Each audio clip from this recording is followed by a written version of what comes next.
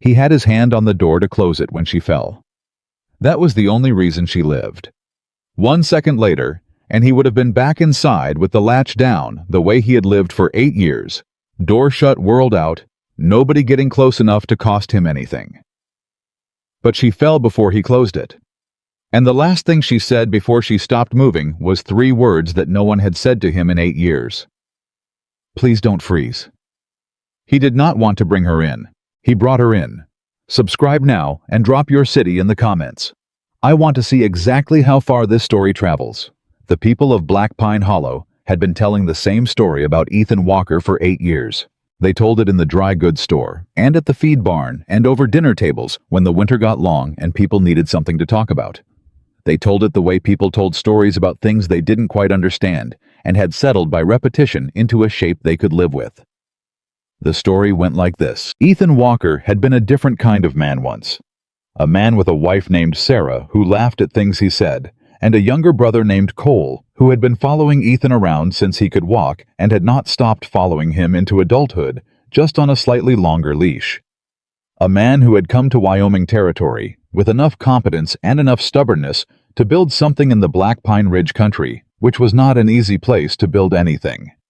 A man who had been, by every account of those who knew him, worth knowing. Then the winter of 1877 came with a storm that the territory had not seen in 40 years. Sarah and Cole had gone to town for supplies.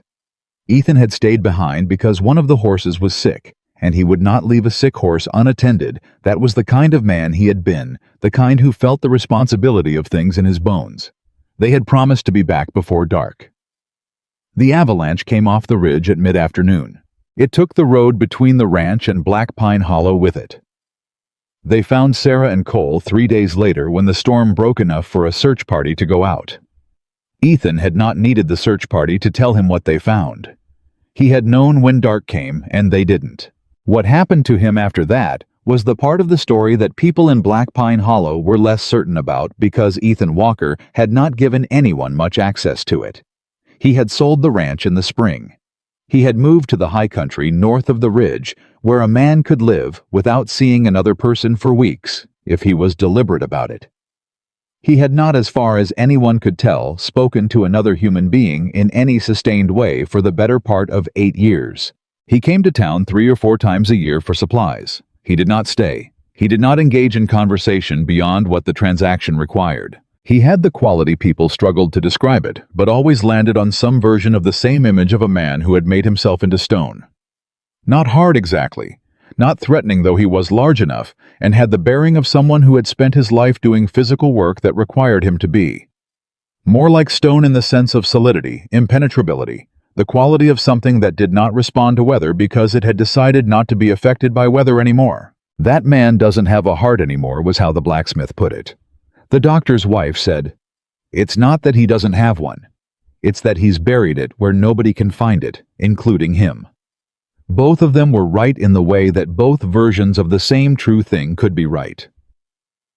Ethan knew what people said.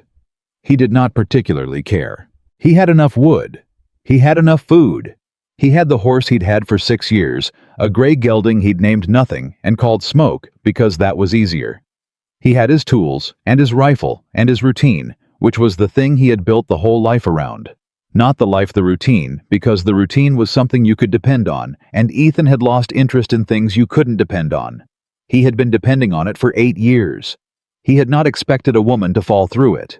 The night Lillian Harper arrived at his door began the way all his nights began, in the specific quiet of a cabin that contained exactly one person, and was designed to contain exactly one person, with the fire going, and the rifle within reach, and the dark outside the window doing what dark did, which was nothing. He heard the storm an hour before it hit. He had lived in these mountains long enough to read the specific quality of wind that preceded a serious system, the way it changed register, moving from ordinary cold to something with intention. He checked that the horses were secured. He brought in extra wood. He did the practical things that a man did when he had learned at significant cost to take the mountains seriously. Then he went inside and sat by the fire with the book he'd been working through since August. He read slowly. Not because he read poorly, but because reading slowly was how he made a book last, and books in the high country were a finite resource, and he waited for the storm to do what it was going to do.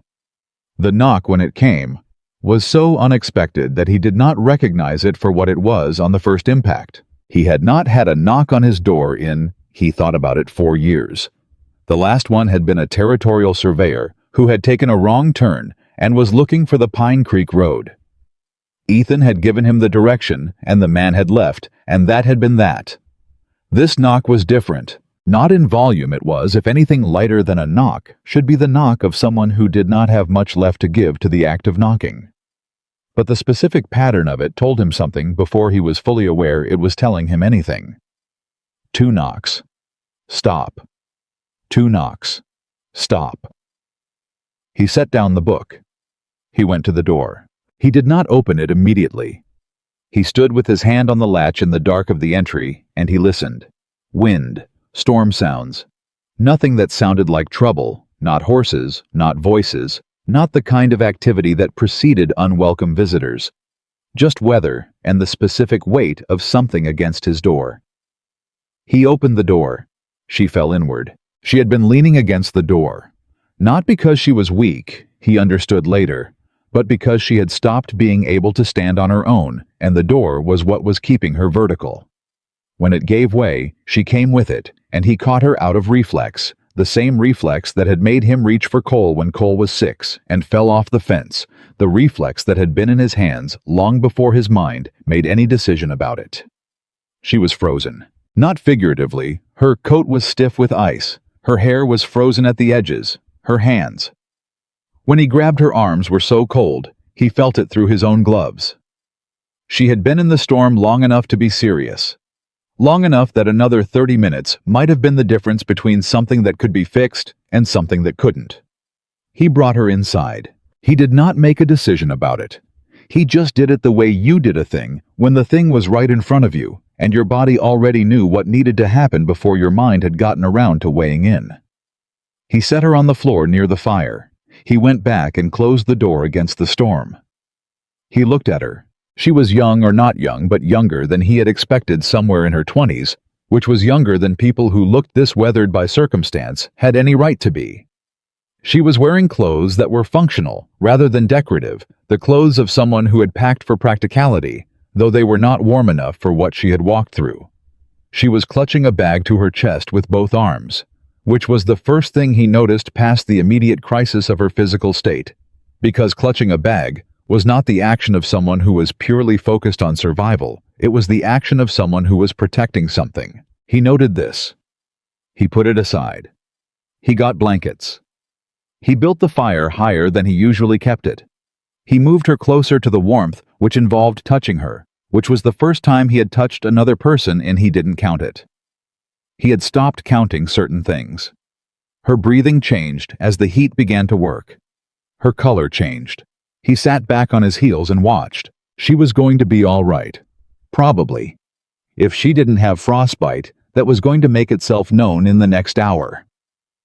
He looked at her hands and her feet and made the assessment that a man made who had dealt with cold injuries before the specific gray-white of real frostbite was not present, which was better than the alternative. He went back to his chair. He did not pick up the book. He sat and watched the fire and the woman by the fire and waited. 30 minutes. Then she woke up. It was not a dramatic waking, not the gasp and sit upright of people who woke from nightmares or near-death experiences in stories. She came back slowly, the way someone came back when their body had been fighting a crisis and was now returning to ordinary function in stages. Her eyes opened. She looked at the ceiling.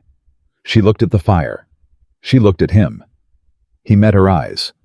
She said, "You're cold." He blinked. He had been called many things. He had been called dangerous and unsociable and broken and the ghost of Black Pine Hollow and a waste of a man and various other things over 8 years that had ranged from unkind to accurate. Nobody had said cold to him because he was not cold. He was warm enough. He had made the fire larger, specifically to, "I'm standing right here," he said. "I'm not cold." "Not your hands," she said. She looked at him, not past him, not around him, at him, in the specific way of someone who had decided that the face in front of them was worth looking at directly. Your heart. The fire crackled. Outside, the storm continued. Ethan Walker sat in his chair in a cabin he had built to contain exactly one person and looked at the woman he had pulled off his doorstep and felt something move in his chest that he did not have a name for because he had not needed to name anything in that particular region for 8 years. He said nothing. She closed her eyes again. She slept.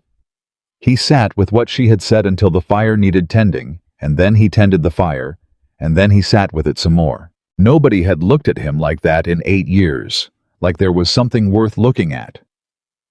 In the morning, the storm was still going. This was not unusual in Wyoming territory in December, and Ethan had planned for it. His wood supply was sufficient. His food supply was sufficient. He had designed his life with the specific intention of not being dependent on conditions outside his control. What he had not planned for was another person in the cabin requiring consideration. He made coffee. He made enough for 2 because she was awake. He could tell from the quality of her breathing before he turned around the specific change in rhythm that happened when someone moved from sleep to wakefulness, and he did not see a reason to not make enough for 2 when there were 2 people. She sat up when he turned. She looked at the bag which was on the floor beside her where he had not moved it. Some tension in her eased when she confirmed it was there. "Thank you," she said, "for bringing me in." "You knocked," he said. "I wasn't sure you'd open it," she said. He put a cup on the floor where she could reach it. "I almost didn't," he said.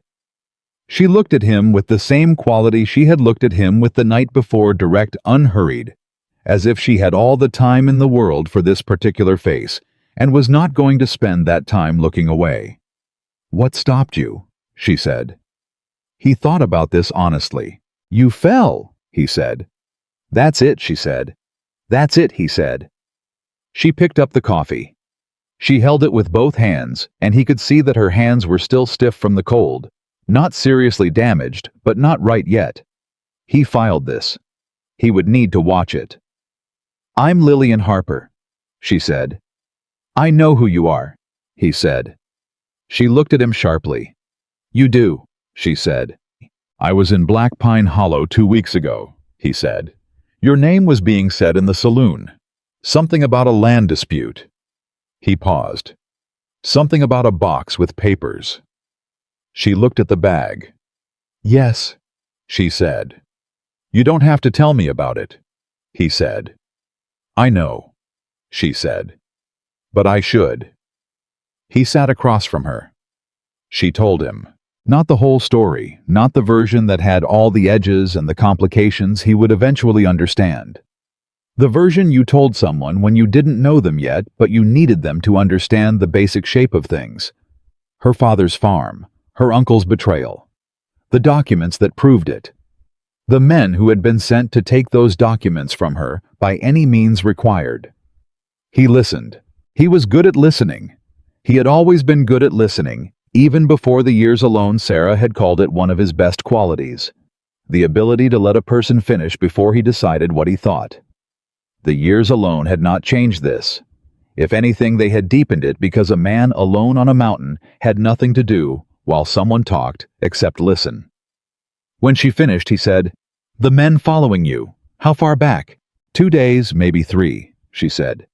"The storm slowed them down. It slowed me down more." "Did you lose them?" "I don't know," she said. "I lost the road. I don't know if I lost them." He thought about this. "The storm will run through by tomorrow," he said. "After that, the ridge road will be visible. Anyone coming up from the south will be able to follow the tracks." He paused. "Tracks go both directions. They can see which way you came. They can see you came here." "I know," she said. "That's going to be the problem," he said. "I know that too," she said. "I'm sorry, I didn't have another choice." He looked at her. 8 years of keeping this cabin a place that contained exactly one problem, which was himself, and it had taken one night and one storm and one woman falling through his door to change the math. He was not angry about it. He was not sure what he was. You said your uncle used forged papers, he said. What kind of forgery? She looked at him with surprise. Not the surprise of someone who hadn't expected the question, but the surprise of someone who had expected a different question. Most people, he thought, would have asked what she was going to do. He had asked about the evidence. The land deeds, she said. He replaced them. The originals are in the box. My father had 2 sets made when he filed the original claim, which the attorney at the time told him was unnecessary, and my father did anyway because he was a cautious man. She paused. The originals prove the copies my uncle submitted to the county office are forgeries. 2 copies, Ethan said. Your father had 2 copies made. Yes, she said. The county office has the forged version, he said. You have the originals. Yes, she said. So without your box, he said, there's no proof. With it, the forgery can be demonstrated. That's why they want it, she said. If they get it back, the forged copies become the only record. He sat with this. How many men? He said. 3 that I know of, she said. They work for, she paused, for a man named Marcus Blackwell. The fire crackled. Something happened in Ethan Walker's face. It was not a large movement, not the dramatic response of a man who had been told something shocking. More like a settling, the way something settled when a thing you had suspected but not confirmed was confirmed, and the confirmation completed a shape you had been holding open for a long time. Lillian saw it. You know that name, she said. Yes, he said. How, she said. He was quiet. The fire. The storm outside. The cabin that was supposed to contain exactly one problem. 8 years ago, he said. There was an avalanche on the South Ridge Road. My wife and my brother were on that road. He stopped. Not for effect. For the specific reason that saying the next part always required a moment before it. They didn't survive it. Lillian was very still. The avalanche was not entirely natural, he said. There had been blasting on the east slope that season. Mining tests. Someone had been conducting them without proper authorization, which I discovered afterward, when it was too late for the discovering to matter. He paused. The authorization would have required a survey of the impact radius. A proper survey would have included the South Ridge Road. A proper survey would have told someone that blasting on the east slope would destabilize the snowpack above the road. Someone didn't do the survey, she said. Someone didn't need the survey, he said. Because the point of the blasting was not to find minerals. The point was to clear the people off the land the blast area was adjacent to. The people who owned that land were my family's nearest neighbors. After the avalanche, after the road was cleared, they sold. He looked at the fire. I didn't have proof, he said. I had a pattern. I had an understanding of what happened, but I didn't have anything that would hold in a court. He paused. Blackwell's name appeared in the land records. His company bought the property from the family that sold. I couldn't connect him to the blasting. I couldn't prove intent. Lillian said very quietly, "The documents in my box." He looked at her. "Blackwell's operation," she said. "The land scheme my uncle was part of, it's bigger than my father's farm. My father's attorney compiled everything before he died. It covers 12 land transactions in the territory over 10 years. She paused. He had records of the blasting authorizations, or the absence of them. She paused again. Including the east slope tests in the winter of 1877. The cabin was very quiet. "Lillian," he said. "Yes," she said. "The men following you," he said. "Do they know what's in the box?" "Specifically, Blackwell knows," she said. "He's known since the attorney died. He knows what was compiled." She looked at her hands. "That's why there are 3 of them." Ethan stood up. He went to the window. He looked out at the storm, which was still going, which meant the ridge road was still impassable, which meant they had some time. I haven't used this cabin for anything that mattered," he said, half to himself, half to her. "What do you mean?" she said. "I built it to stay in," he said. "Not to it's just a place I stay. It's not a place anything happens." He turned. "It's a place I've been disappearing in for 8 years. She looked at him. "You haven't been disappearing," she said. That's what I've been doing, he said. No, she said. You've been keeping yourself somewhere until you were needed. She held his gaze. People who are disappearing don't keep a medical kit or extra blankets or enough food for a winter. You've been keeping yourself ready. You just didn't know what for. He looked at her. He did not know this woman. He had known her for approximately 12 hours, and most of those she had been unconscious. But she had looked at him twice. Now really looked the kind of looking that landed, and both times she had seen something that he had long since stopped expecting anyone to see. He turned back to the window. He thought about Sarah. He thought about Cole. He thought about the specific shape of a grief that had lasted 8 years because it had never been resolved into anything that felt like justice. Just loss, and then the long management of loss and the routine he had built to make the management possible. He thought about a box of documents. He thought about blasting records from the winter of 1877. The storm should break by late tomorrow, he said. The day after the road will be passable. We need a plan for what happens when it is. We, she said. He turned. I have reasons, he said. You have evidence. Those are two different things, but they point the same direction. He looked at her directly. That direction is Marcus Blackwell. She looked at him for a long moment.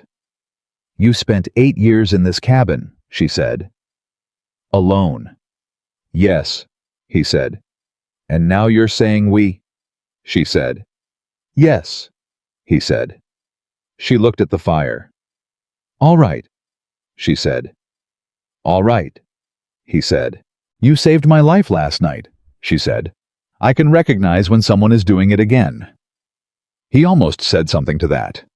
He stopped himself because he wasn't sure what the thing he wanted to say was, and he had developed over 8 years of living with himself the habit of not speaking until he was sure. He went to check on the horses. He was outside in the storm for 20 minutes. He used that 20 minutes to think clearly, which required space, which was why he had spent 8 years in the high country, because clear thinking required space, and the high country had it in abundance. He thought about what she had said. You've been keeping yourself ready.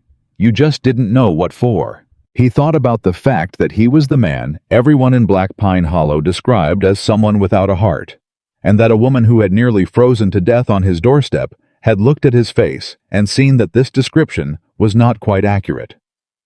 He thought about the box of documents. He thought about whether what he had told himself for 8 years, that there was no justice available, that the pattern he had identified would never be provable. That the right response was to go to the mountain and stay there, was something he had decided because it was true, or something he had decided because the alternative was too much to carry. He came back inside. She was still by the fire. She had moved the bag closer to herself while he was gone, unconscious adjustment, protective instinct. She looked up when he came in. They're all right, he said. The horses. Good, she said. He took off his outer coat. He sat in his chair. He picked up the book. He did not read it. After a moment, he said, How did your father know to make 2 copies? She looked at him. She said, that a man who only keeps 1 record of something that matters is a man who trusts luck. And my father didn't trust luck. Smart man, Ethan said. Yes, she said. He was. A pause. My brother Cole, Ethan said, used to say that the only thing you could count on in Wyoming territory was that anything you didn't tie down was going to blow away. He paused. He meant equipment and tools and things like that. He was talking about the ranch. He looked at the fire. But I've been thinking about it differently lately. Lately, she said. As in since last night. Yes, he said. She looked at him. What have you been thinking? She said. He was quiet for a moment. That I've been letting things blow away, he said. Because I stopped tying them down. Because tying things down requires caring whether they stay. He looked at her. I stopped caring whether things stayed. She said, And now? He held her gaze. The documents in your box, he said. I care whether those stay. It was not what she had been asking. They both knew it was not what she had been asking, but it was what he could say right now. And she was a woman who understood the difference between what someone could say and what they meant, and so she accepted it. "Then we'll keep them," she said. "Yes," he said. "We will." Outside, the storm did what storms did. It went on until it was done, indifferent to the people inside the cabin, and the weight of what had been said between them, and the specific shape of a thing that had just changed in a man who had not expected anything to change. But inside, for the first time in 8 years, Ethan Walker was not thinking about the routine. He was thinking about tomorrow, and the day after, and the direction that pointed the same way as Marcus Blackwell, and the woman sitting by his fire who had looked at him twice and seen something worth looking at. He did not know what to do with any of this, but he was, and this was new, interested in finding out. He was interested in finding out which was the first time in 8 years that Ethan Walker had been interested in the direction of something other than the routine, and the feeling sat in his chest with the specific unfamiliarity of a thing you once knew well and had almost forgotten the shape of. The storm broke on the second afternoon. He knew it before the sound changed outside, knew it the way he knew most things about this mountain, through the specific accumulation of years spent paying attention to it. The quality of light through the window shifted. The wind dropped a register. The snow that had been driving horizontal became something that fell in a more ordinary way, and then it stopped altogether, and the silence that followed was the particular silence of a storm that had finished its business. Lillian was at the table when he stood. She had spent the second day differently from the first. The first day had been recovery, sleep, warmth, the gradual return of someone who had been pushed to the edge of what the body could manage. The second day, she was herself, or close enough to herself, that the difference was only visible in the way she moved her hands, still slightly stiff from the cold. She had not asked for anything. That was the thing he kept noticing. Not because it was remarkable in the way of a performance. She was not performing a virtue, she was simply a person who did not ask for what she didn't need. She had found the water herself. She had found the bread. When he was outside, she had stacked wood that she did not need to stack because the pile inside was sufficient, and he had come in to find it taller and neater than he had left it, and had not said anything because what was there to say? "The storm's done," he said. "I know," she said, "an hour ago." He looked at her. "You've been waiting," he said. "I've been thinking," she said. "There's a difference." "What have you been thinking about?" She looked at the box on the table beside her. "The men following me," she said. "If they sheltered in the valley when the storm hit, they're going to move at first light tomorrow. They'll have my tracks to follow from where my wagon went over." She paused. "They don't know exactly where I ended up, but they know the direction I was heading, and there aren't many structures on this ridge." "There's mine," he said. "There's yours," she agreed. He pulled his coat off the hook.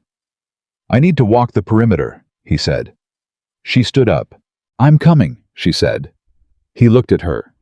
"You were nearly frozen 36 hours ago," he said. "And now I'm not," she said. "I need to see the land I'm standing on.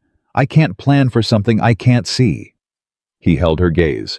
She held his back. He handed her the heavier coat from the second hook he had to, because a man alone on a mountain needed redundancy in the things that kept him alive, and she put it on without comment, which meant she understood the gesture without needing to make something of it. They went outside. He showed her the perimeter, not because she needed to be shown, but because showing it was how he thought through it himself. The north side of the cabin gave into the tree line quickly, which provided cover, but also provided cover for anyone approaching from that direction. The south side was more open. The approach from the valley road came from the south, which meant visibility was good, but exposure was mutual. The east side had the shed and the horses, which were quiet and not alarmed, which told him there was nothing close yet.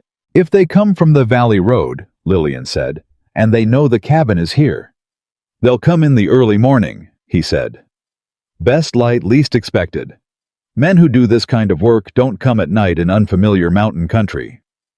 "You sound like you know how men like this operate," she said. "I've been watching the ridge for 8 years," he said. Blackwell's people have passed through twice. I know what they look like when they're looking for something." She looked at him. "You've been watching his people," she said. "I've been watching the ridge," he said again. She understood the distinction and let it sit. They came back inside. He made food. It was not elaborate. Nothing he made was elaborate, but it was sufficient and hot, and she ate it with the uncomplicated appetite of someone who had learned to eat when food was available, rather than when she felt like it. After dinner, she said, "I need to look at what's in the box." "You've seen what's in the box," he said. "I need to organize it," she said, "for what comes next. I know what my father's attorney compiled, but I need to understand the structure of it. What proves what needs what would hold in a legal proceeding versus what's just supporting material." He pushed back his chair. "I'll look with you," he said. She opened the box. What came out was not a tidy document package. It was the accumulated material of a careful man working over a period of time to capture something slippery, and it had the organized seeming chaos of that kind of work pages that referenced other pages, notes in margins, dates circled and connected by lines to other dates. Lillian clearly knew the contents, but not in the organized way she would have wanted. She spread everything on the table and began reading with the expression of someone refamiliarizing themselves with a language they knew but hadn't spoken recently. Ethan watched for a moment. Then he picked up a page from the edge of the spread. It was a surveyor's notation. Not the kind that came from a legal survey, the unofficial kind, the notes a surveyor made for his own reference when he was doing preliminary work. The date on it was November 1877. The location reference was the east slope of Black Pine Ridge. He held it very still. "Is this?" he said. Lillian looked up. She saw what he was holding. "Yes," she said. "That's one of them." He read it. He read it a second time. The notation described blasting work conducted on the east slope and included in the surveyor's own hand a concern about the proximity to the ridge road and the snowpack above it. Below the concern was a note in different handwriting, not the surveyor's, someone else's, that said, "Proceed as scheduled. Road impact assessment not required for preliminary work. Not required." Someone had read the concern. Someone had decided not to address it, and below that note was an initial. One letter. B. Ethan set the page on the table. He was quiet for long enough that Lillian looked at him with the specific expression she used when she was reading him, which she had been doing since the first morning. Not intrusively the way some people looked when they wanted to extract something, but the way she did everything directly and without apology. "That's the blasting order," she said. "The note overriding the safety concern." "The initial, B for Blackwell," he said. "Yes," she said.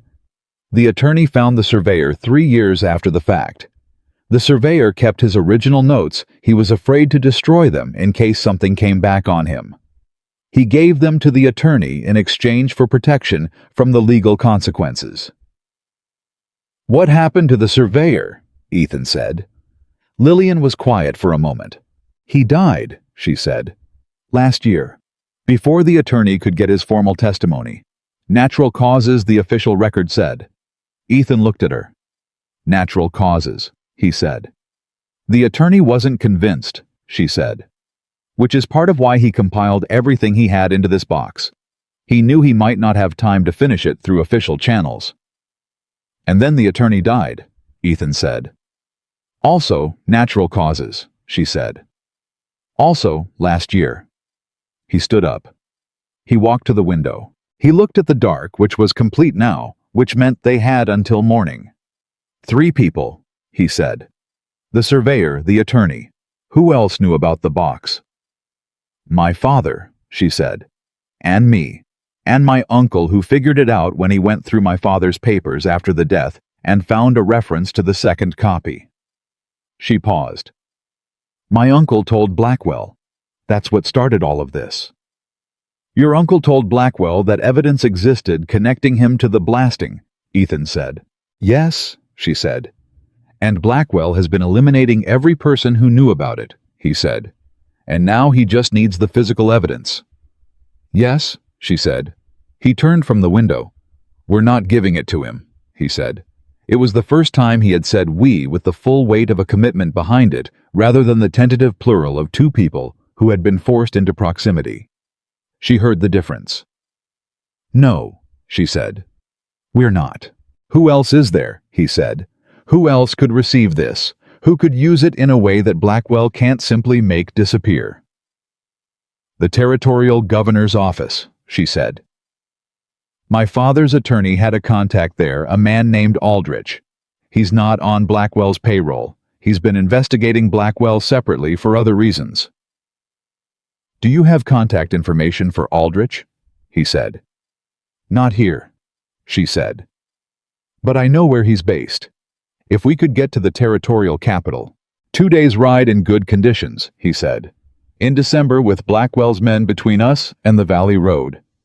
"It's not possible right now," she said. "No," he said, "not now." He came back to the table and looked at the spread of documents. "What we need is to get the documents to Aldrich without moving them through ground that can be controlled," he thought. "Can you write to him a letter with enough information to warrant action on his part that doesn't depend on the physical documents arriving first?" Lillian looked at him. "Yes," she said slowly. "If I could send a letter with enough of the specific information, dates, names, the survey notation, he could begin an independent investigation. The physical documents become confirmation, rather than the only proof." "Write it tonight," he said. "Everything specific you know. Dates, amounts, names, the surveyor's identity, the attorney's name. The initial on the override note." He paused. "I know a man in Black Pine Hollow who carries mail to the capital twice a month. I trust him. If I can get the letter to him before Blackwell's men arrive here." "You'd have to go into town," she said.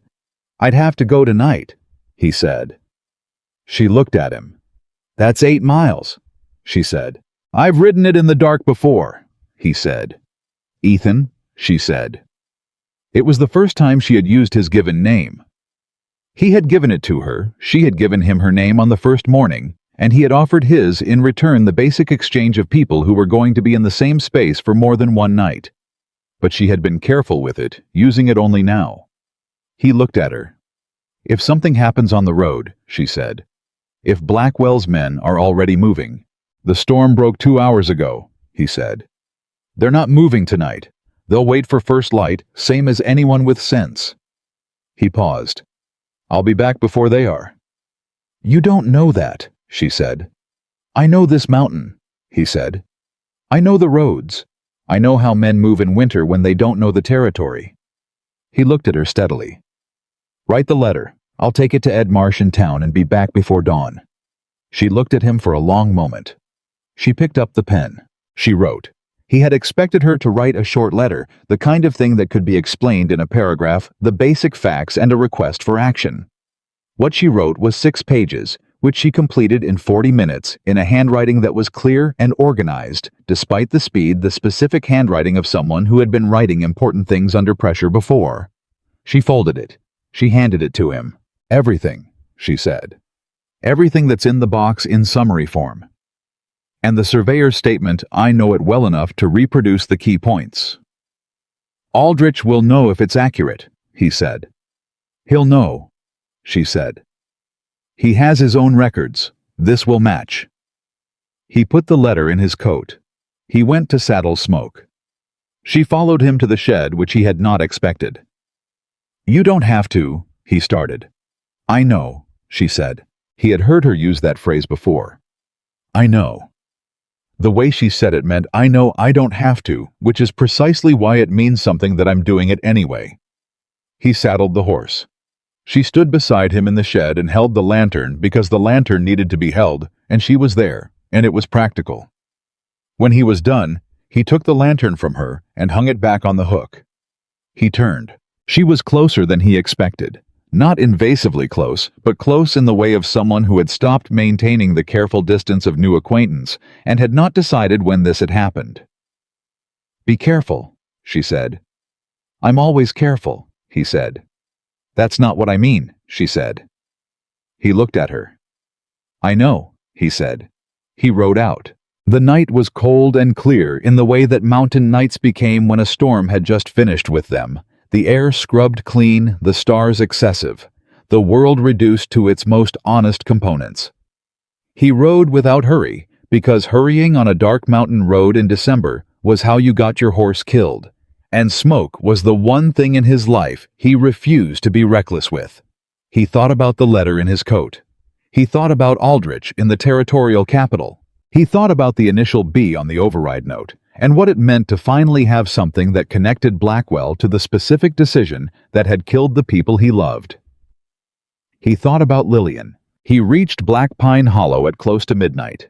Ed Marsh's house was dark, but Marsh was the kind of man who answered a knock at midnight without complaint, because he had been doing this work for 20 years and had learned that important letters did not always arrive at convenient hours. He opened the door. He saw Ethan.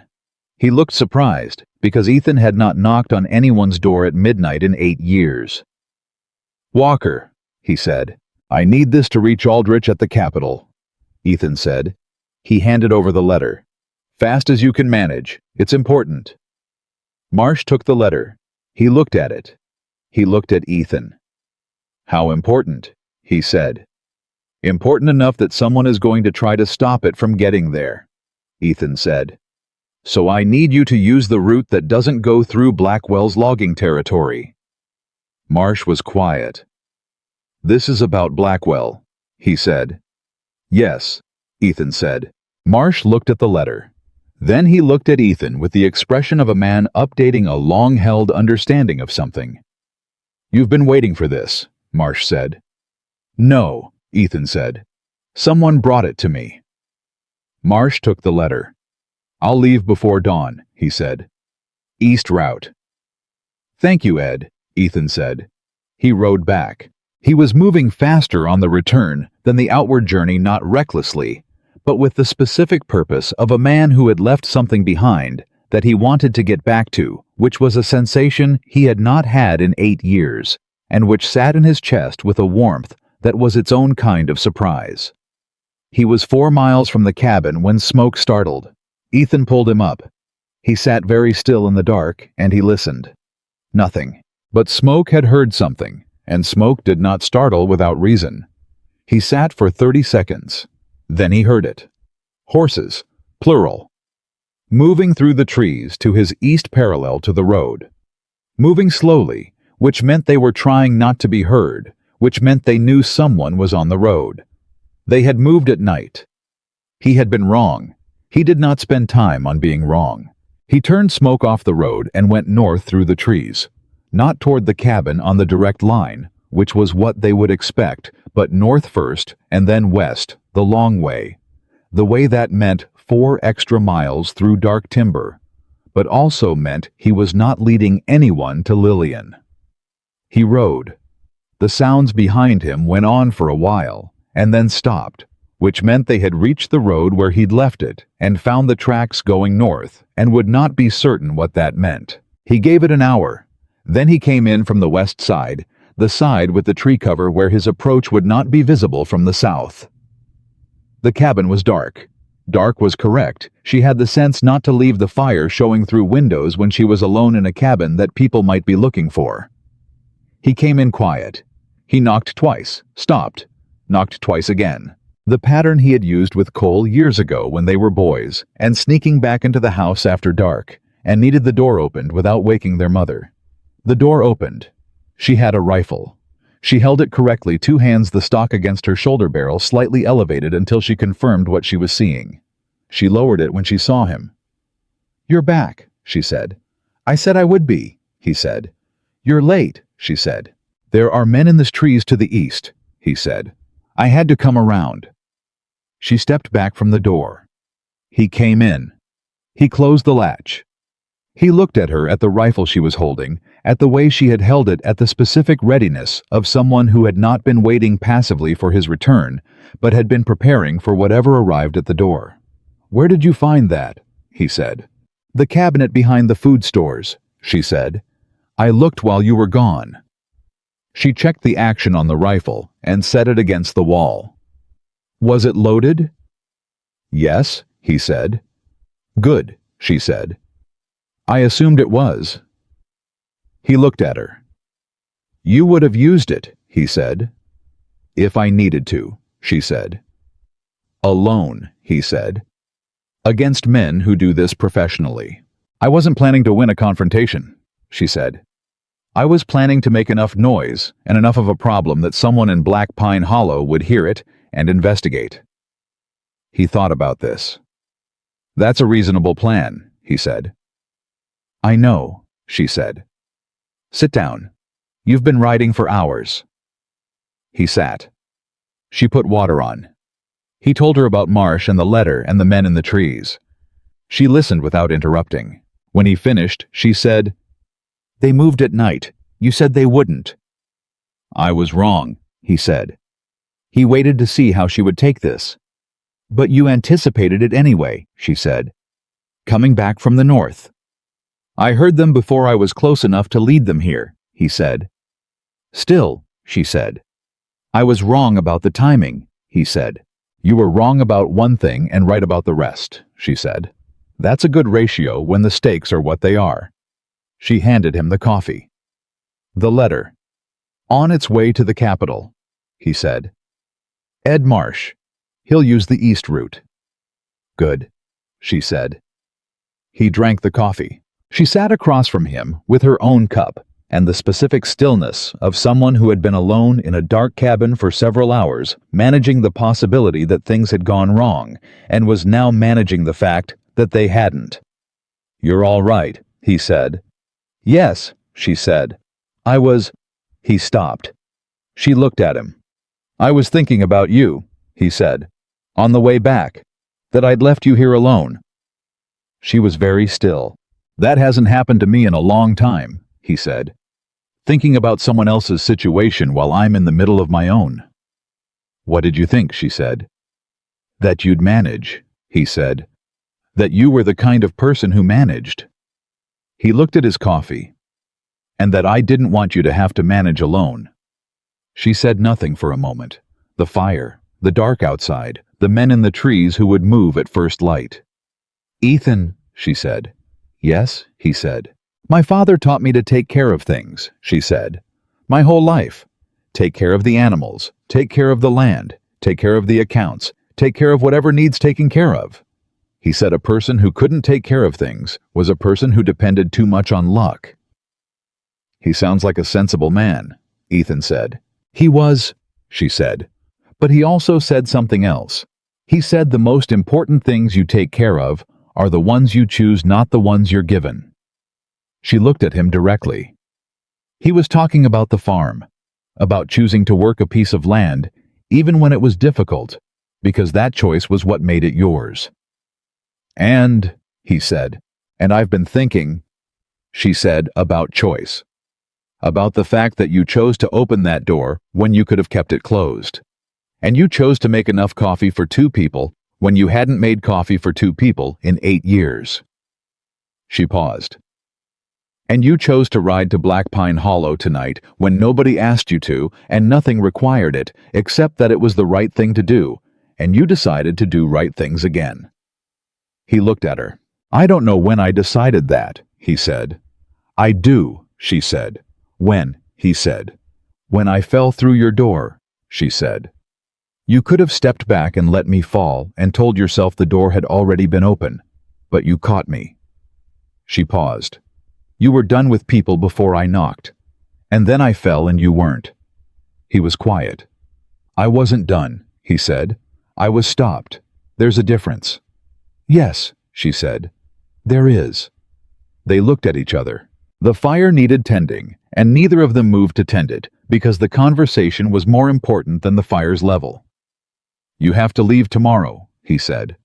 When the men are moving to come here, they're not at the Valley Road. That's the window. To the capital, she said. To somewhere safe, he said. Someone who can protect you while the letter works its way through official channels. Is there someone like that, she said. Mrs. Aldrich, he said. Aldrich's wife runs the boarding house in the capital. She doesn't ask questions about her guests. I know, because Sarah stayed there once on her way through to see her family. He paused. The name had come out naturally the way it didn't always. Sometimes it came out with the weight of a stone. This time, it had come out like something real rather than something sharp. She'll keep you safe until Aldrich can act. Lillian noted the ease with which he said his wife's name. She did not comment on it. She filed it the way she filed most things about him, as information about who he was, which was not something she was trying to use, but something she was trying to understand. "You're sending me away," she said. "I'm sending you somewhere you'll be safe," he said. "With the box," she said. "Yes," he said. "And you," she said. He looked at the wall. "I'm going to stay," he said. "On the ridge. When Blackwell's men arrive at this cabin and don't find the box, they'll come after me," she said. "If I'm here and you're not," he said, "they're going to spend time on me before they figure out you've gone. And I'm not easy to spend time on." She looked at him. "That's the plan," she said. "You stay here and let them come to you." "Yes," he said. "Alone," she said. "I've been doing things alone for 8 years," he said. "That's not a recommendation," she said. "That's a habit." He almost smiled. She stood up. She came around the table. She stood in front of him and he looked up at her and she said, "You don't have to do things alone anymore." He said nothing. "I know you've decided to start doing right things again," she said. "But doing right things alone is still alone." She held his gaze. "The men in the trees are expecting one person in this cabin. They're not expecting two." "You're not a fighter," he said. "No," she said. "But I'm someone who can send Blackwell's men looking in the wrong direction while you prepare the right one." She paused. "Two people who each do one thing well are more effective than one person trying to do both." He looked at her. "Your father," he said. "Did he teach you tactics?" "He taught me horses," she said. "And horses know that a single animal in open ground is a target. A herd is a problem." He was quiet. "We leave together," she said. "At first light. When they come around from the east, we're already gone west. They follow the east trail looking for the cabin. We're halfway to Black Pine Hollow on the west ridge." "They'll know the west ridge," he said. "They'll know it," she said, "but not as well as you do, and the letter is already gone. Whatever happens to us, the letter reaches Aldrich." She paused. "So the worst outcome is that we run, and we're caught, and the documents are taken, but the summary is already in official hands, and the investigation proceeds anyway." He looked at the table, at the documents spread across it, at the box that had traveled however many miles through a Wyoming winter inside the arms of the woman standing in front of him. He said, "You've been thinking about this since I left." "I've been thinking about this since I woke up on your floor," she said. He stood up. He was taller than she was, which was sometimes a thing that people used as a kind of statement and which Ethan had never used that way in his life and did not use now. He stood up because he had made a decision, and the decision required him to be on his feet. "We leave at 4, he said. "West Ridge. I know a path that gets us around the valley road without touching it." 4, she said. "All right." "Get some sleep," he said. "I'll watch." "You need sleep too," she said. "I need it less than you," he said. "I've been sleeping well for 8 years. I have reserves." She looked at him.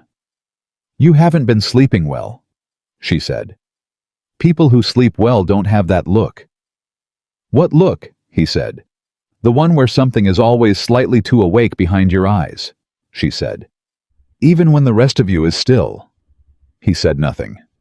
"I'll take the first half," she said. "You take the second. 3 hours each."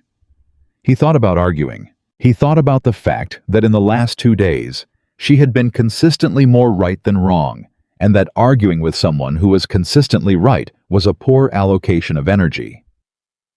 "Fine," he said. "First half." She sat by the fire with the rifle across her knees. He lay down and looked at the ceiling. He did not think he would sleep. He slept within 15 minutes, which was the first time in 8 years he had fallen asleep without the routine, without the specific sequence of managed thoughts that he used to bring himself down to rest. He fell asleep because he was tired, and because there was someone watching, and because in the specific unexamined way that the body sometimes made decisions the mind had not gotten to. Yet he had started to trust that. He did not notice this until later, but Lillian noticed it when she looked over from the fire and saw that the man who had been awake in the middle of himself, even when he was still, had for the first time gone fully quiet. She kept watch. She did it well. She kept watch, and she did it well. Which was the thing Ethan noticed when she woke him at 2 a.m, an hour ahead of schedule, with the specific quality of someone who had something to tell him, rather than simply fulfilling a rotation. "What?" he said. He was awake immediately, the way he had trained himself to wake. No transition, no disorientation, just consciousness arriving at full operational capacity. "Something moved," she said. "North side, 20 minutes ago. It stopped, but it was there." He was on his feet.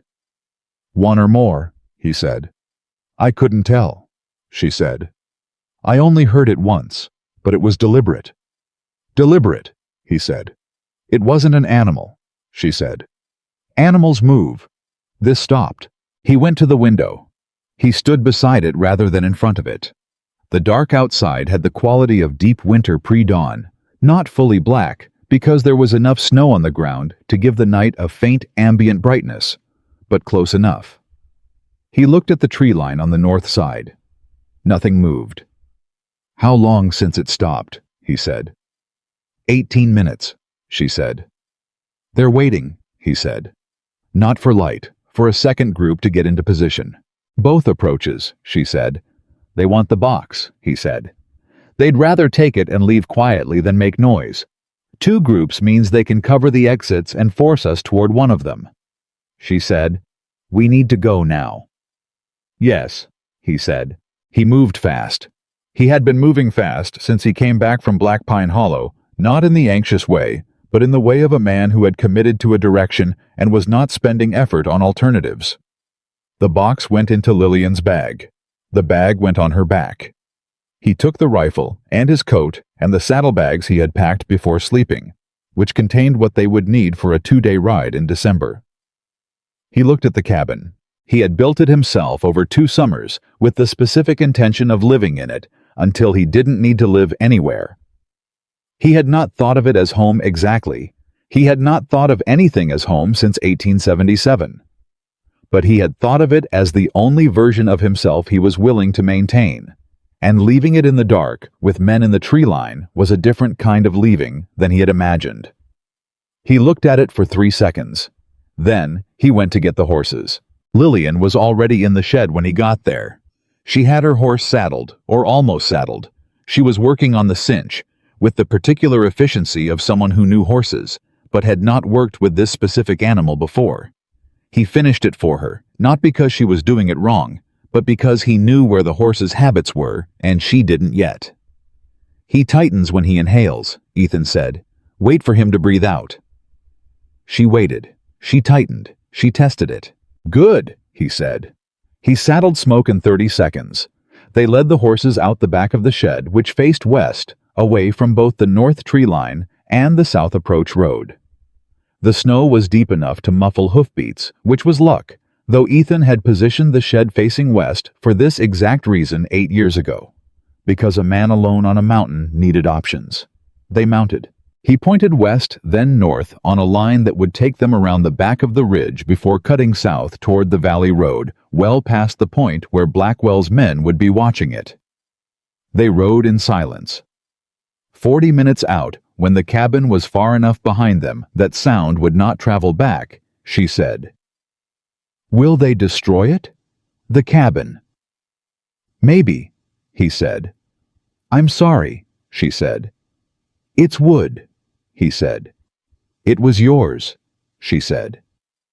He rode for a moment without answering. "Yes," he said. "It was." They reached the Black Pine Hollow Road an hour and a half before sunrise. It was empty. He had expected this if both groups had moved to the cabin. The road was unguarded, but he had not been entirely certain. and the emptiness of it was a relief he did not bother to conceal from himself. "We have an hour before they figure out we're gone," he said. "Possibly 2 if they spend time at the cabin looking for hidden compartments." "We need more than 2 hours," she said. "We need to get to where more hours don't matter," he said. "Ed Marsh keeps a relay station at the South Junction. Fresh horses. We can swap there." "Ed Marsh knows about relay stations," she said. "Ed Marsh knows about everything that moves in this territory," he said. "He's been moving mail for 20 years. He built his own network before the official one arrived." She looked at him. "You trust him," she said. "I trust him with the letter," he said. "Which means I trust him enough for the horses." They rode. The first hour was the fastest hour of riding Ethan had done in years. Not reckless, never reckless on a mountain road in December, but sustained and deliberate, the pace of a man who understood exactly what the ground was doing under his horse's feet and was extracting everything safe from it. Lillian matched him. Not easily. Her horse was not Smoke, and the terrain was not familiar to her. But she matched him, making the adjustments a competent rider made when the ground changed and the pace was higher than comfortable. He noticed this. At the South Junction, Marsh's relay station was dark. He knocked the pattern. The door opened in 2 minutes, which meant Marsh had been awake. He had been awake. "Walker," he said. He looked at Lillian. He looked at the bag on her back with the comprehension of a man who had been moving important things between people for 20 years and knew what a person looked like when they were carrying one. "You need horses." "2," Ethan said. "Fast ones." "I've got 3 that'll do it," Marsh said. He was already moving. "Come inside." "Inside," he said without preamble. "The letter is on its way. I sent it with Collins. He left at midnight on the east route. Collins is better on that road than I am. He'll be at the Capitol before dark tonight." "Good," Lillian said. Marsh looked at her. "You're Harper's daughter," he said. She stiffened. "I knew your father," Marsh said. "I carried his mail for 12 years. He was a good man." He paused. "I wondered what was in that letter." "Then you understand why it needs to arrive," she said. "I understand why everything needs to arrive," Marsh said. "That's my whole philosophy." He brought out the horses. Better animals than either of theirs. Faster, fresher, with the specific quality of horses that had been maintained by a man who understood that his work depended on them. They transferred the saddlebags and the bag, and Ethan returned Smoke to Marsh's care, with the specific brevity of a man who trusted the person he was trusting, and did not need to say more about it. "If they come here," Ethan said to Marsh. "They won't find anything worth finding," Marsh said. "I've been not having things worth finding for 20 years. They rode south. The sun came up behind them while they were riding. It came up in the specific way the winter sun came up in Wyoming territory, late low, not much warmth in it, but giving the world its shape back after the dark. The road south was better maintained than the ridge roads, and they could move faster, and Ethan used that speed. He was thinking. He had been thinking since the cabin, since the decision to go together rather than sending her alone. And the thinking had a different quality than his usual thinking. The thought that had organized his life for 8 years was a thought about the past, about what had been done, about the weight of an injustice that had no avenue. This thinking was about the future, about what happened after the Capitol, about what Aldrich would do with Collins's letter, and what effect it would have, and whether the initial on the override note would be enough. He was thinking about after in a way he had not thought about after in 8 years. It was Lillian's fault.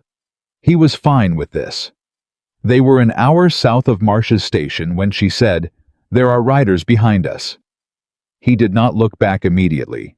He did what he had trained himself to do. He looked for the next piece of information before reacting to the current one. "How far?" he said. "Far," she said. "I can just see them on the road behind us. 4, maybe 5. Not Blackwell's 3, he said. "No," she said. "That means Blackwell sent more than 3, he said. Or he called in others when the 3 reported we were gone." "How fast can they gain on us?" she said. "These horses are fresh," he said. Ours are now 2 since Marsh.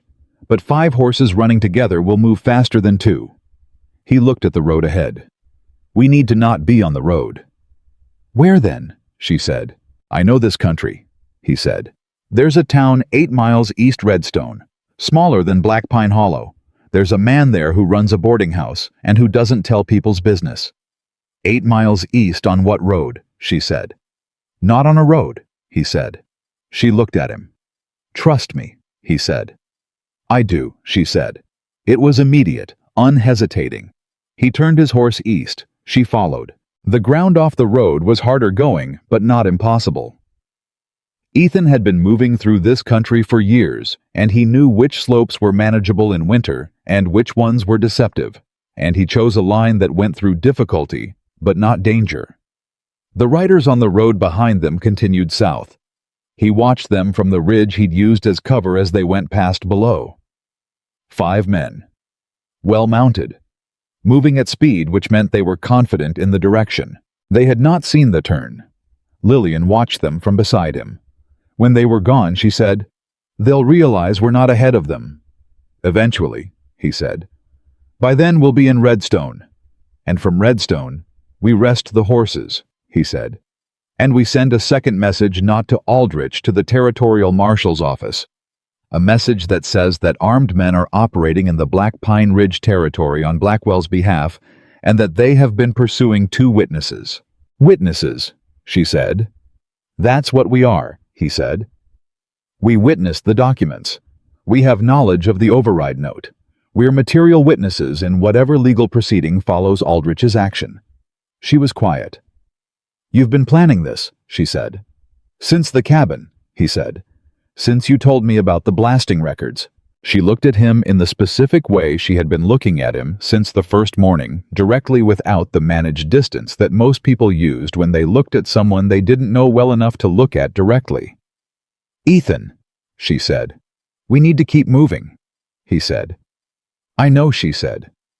But Ethan, what happens to you in this? If Aldrich opens the investigation and the documents are brought in and Blackwell is arrested, what does that do for you? Specifically, he was quiet. It closes something, he said. The blasting, she said. Yes, he said. It means what happened to Sarah and Cole is acknowledged. Officially. It means someone is held accountable for a decision that was made and a warning that was ignored. He paused. I spent 8 years knowing what happened and having no way to demonstrate it. That... He stopped. That's what kept you on the mountain, she said. Partly, he said. What's the other part? She said. He looked at her. You know the other part? He said. She held his gaze. Grief, she said. Yes, he said. Grief. For 8 years I've been doing the thing that grief does when it doesn't have anywhere to go, it just sits. It becomes the whole life instead of part of it. He paused. And then you fell through my door. I'm sorry about the falling, she said. I'm not, he said. She was very still. I spent 8 years protecting myself from loss, he said. I was very thorough about it. I made sure there was nothing I could lose. He looked east toward Redstone. That doesn't actually help. I understand now that I didn't understand then. Protecting yourself from loss is not the same as being alive. No, she said. You said something to me, he said. You said I'd been keeping myself ready without knowing what for. I remember, she said. I've been thinking about that, he said. I don't think it was this, the investigation, Blackwell, the documents. I think this was the occasion, not the reason. She waited. He looked at her. You're going to make me say it directly, he said. I'm not making you do anything, she said. You're sitting there being quiet, he said, which with you amounts to the same thing. Something moved in her face that was the closest thing to a smile the morning had produced. Not a performance, a genuine response to something that had genuinely surprised her. Say it if you want to say it, she said. Don't say it if you don't. He looked at the road. I think, he said, that I've been keeping myself ready because I'm the kind of man who needs a reason to be somewhere, and I haven't had a reason in 8 years. He paused. I have one now. She said nothing. That's the direct version, he said. I heard it, she said. And, he said. She looked at him. I came through a blizzard to find shelter, she said. I found a man who had been alone for 8 years and hadn't decided to stop being the person he was, who kept a medical kit and extra blankets and a second coat, who read books slowly so they'd last. She paused. I think I stopped running from something and arrived at something instead, and I'd like to understand what it is before I say what I think about it. That's fair, he said. It's what I have, she said. It's enough, he said. They rode to Redstone. The town was smaller than Black Pine Hollow, one main street, a livery, a general store, a boarding house that had the look of a place where people passed through rather than settled. The man who ran it was named Oakes, and he was the kind of man who had spent so many years seeing people in transit that he had developed an instinct for the difference between people running from something they'd done and people running from something being done to them. He looked at Ethan and Lillian and made the distinction within 30 seconds of their arrival. 2 rooms, Ethan said. One's better, Oakes said. If there are people looking for you, 2 rooms means 2 places to look. Ethan looked at Lillian. She looked at Oakes. 1 room, she said. With the horses secured in the livery under your name, not ours. Already thinking it, Oakes said. They were upstairs in 10 minutes. The room had a window that faced west, which meant they could see the approach from Black Pine Hollow. Ethan positioned himself where he could see without being visible from the road. Lillian sat on the only chair. She opened the box. I want to make another record, she said. While we have time. A 3rd summary separate from the one you sent with Collins. I want it with Oakes for safekeeping. If Oakes is trustworthy enough for 2 rooms and the livery, Ethan said. Is he, she said. He's been in Redstone for 30 years, he said. He's watched Blackwell's operation expand into this county for the last 12. He's not Blackwell's man. Then yes, she said. A 3rd record. She wrote. He watched the road. An hour passed. Nothing came from the north. He said, they may have gone all the way to the capital looking for us. Or they turned back when they didn't find us ahead of them, she said without looking up. Which means they're working out where we went. Yes, he said. How long before they think of Redstone? It's not on the direct road to the capital, he said. It's the obvious detour if you know the territory. They'll think of it, but it won't be their first thought. So we have a few hours, she said. Maybe, he said. She kept writing. He kept watching. It was in that specific quiet, her writing, him watching the room between them, with all its unfinished conversations sitting in it, that he said, Cole wanted to be a teacher. She stopped writing. He was 22 when he died, Ethan said. He'd been saving money. He had plans to go to a proper school in the East. He paused. He was smarter than me. He was always smarter than me. I was the one who knew how to work the land. He was the one who knew what to do with what the land produced. You talk about him, she said gently. Present tense almost. He's present, Ethan said. That's not something that goes away. The grief goes eventually or changes. I think it changes. I think that's what's starting to happen. But the person stays. He paused. Sarah used to say that people weren't contained in time, that they were contained in the people who knew them. That's true, Lillian said. Yes, he said. I believe it now. I didn't believe it for a long time because believing it meant being the container, and I didn't want to be the container. I wanted to be nothing. He paused. You can't be nothing and still contain people. She set down the pen. She stood. She crossed to the window and stood beside him and looked at the road. My father, she said. He used to sing in the morning when he was doing the early chores. Nothing specific, just sounds mostly like he was having a conversation with himself. She paused. I used to think it was embarrassing. I was a teenager, everything was embarrassing. Now I'd give... She stopped. I know, he said. They stood at the window together. The road was quiet. Ethan, she said. Yes, you said you were afraid to love again, she said. Not those exact words, but that was what you meant, when you said you were afraid of loss. Yes, he said. Are you still? She said. He looked at the road. No, he said. She turned to look at him. What changed? She said. You told me something was worse than loss, he said. On the cabin floor the first morning, you said I'd been keeping myself ready, and I realized that what I was afraid of wasn't actually losing someone again. He paused. I was afraid of starting, of choosing to care again when I knew what the cost could be, because once you care, the possibility of loss returns. He looked at her. But you don't actually protect yourself from loss by not caring. You just have the loss at the beginning instead of the end. You lose everything before you've had it. She was looking at him with the full attention she gave things that mattered. Yes, she said. That's it exactly. You knew this, he said. I've been learning it, she said. I've been learning it since my father died, and I thought my life was over, and then found out it wasn't. It was just changed. She paused. Changed is different from over. Yes, he said. Everything I had, she said, was taken from me. The farm, the community, the future I had planned. She paused. And I'm standing in a boarding house room in Redstone, Wyoming, with documents that might change everything for a lot of people, and a man who caught me when I fell. He said nothing. I'm not afraid, she said, of what comes next. I was afraid every day for 6 months before your door. I'm not afraid now. Why not? He said. Because now I have someone to be afraid with, she said. And that's completely different from being afraid alone. He turned from the window. He looked at her.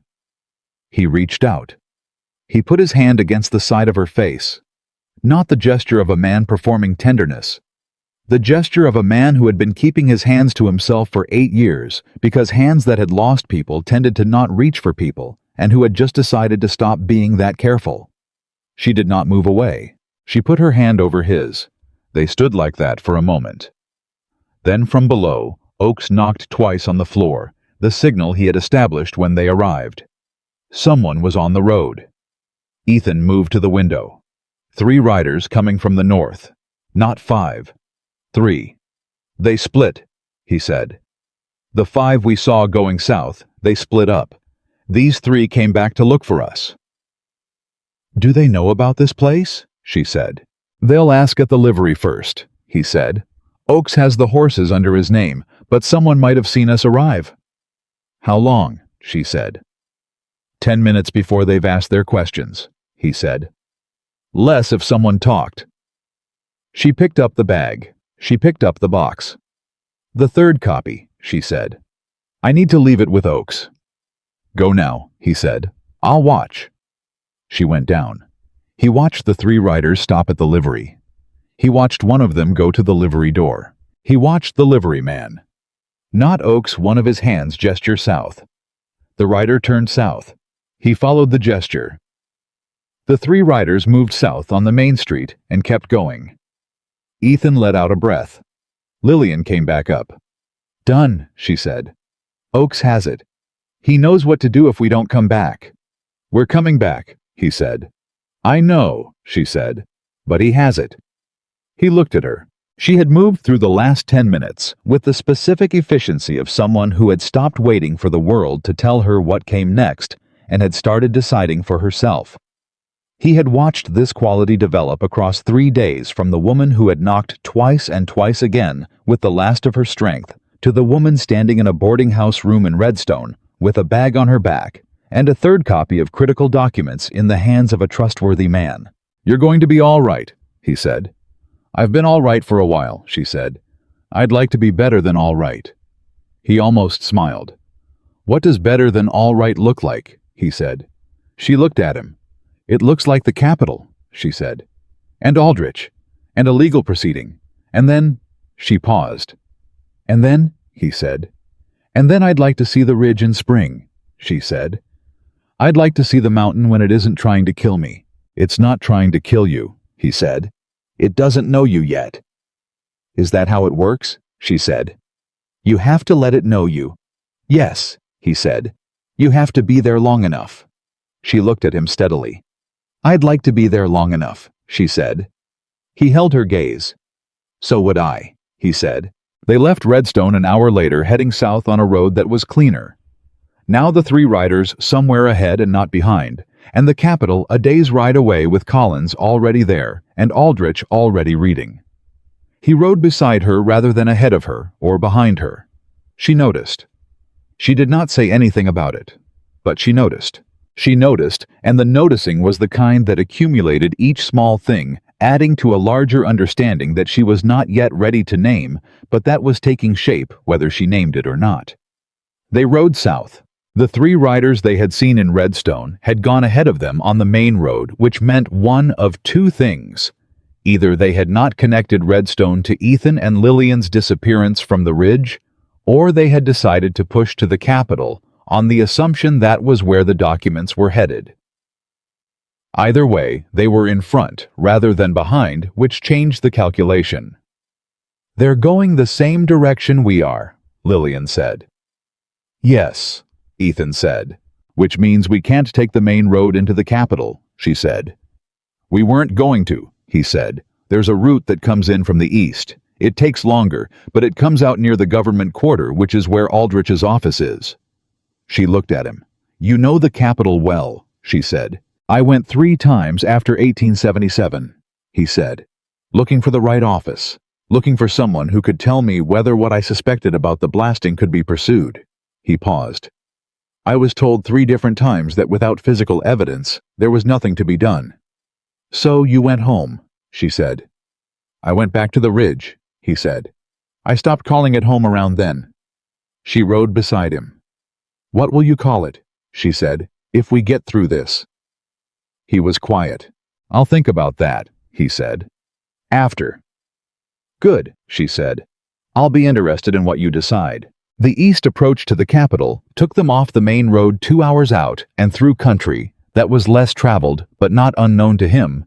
He had memorized the route on the second capital trip, when he had begun to understand that the main road was the road of people who had nothing to hide, which he had not been even before all this.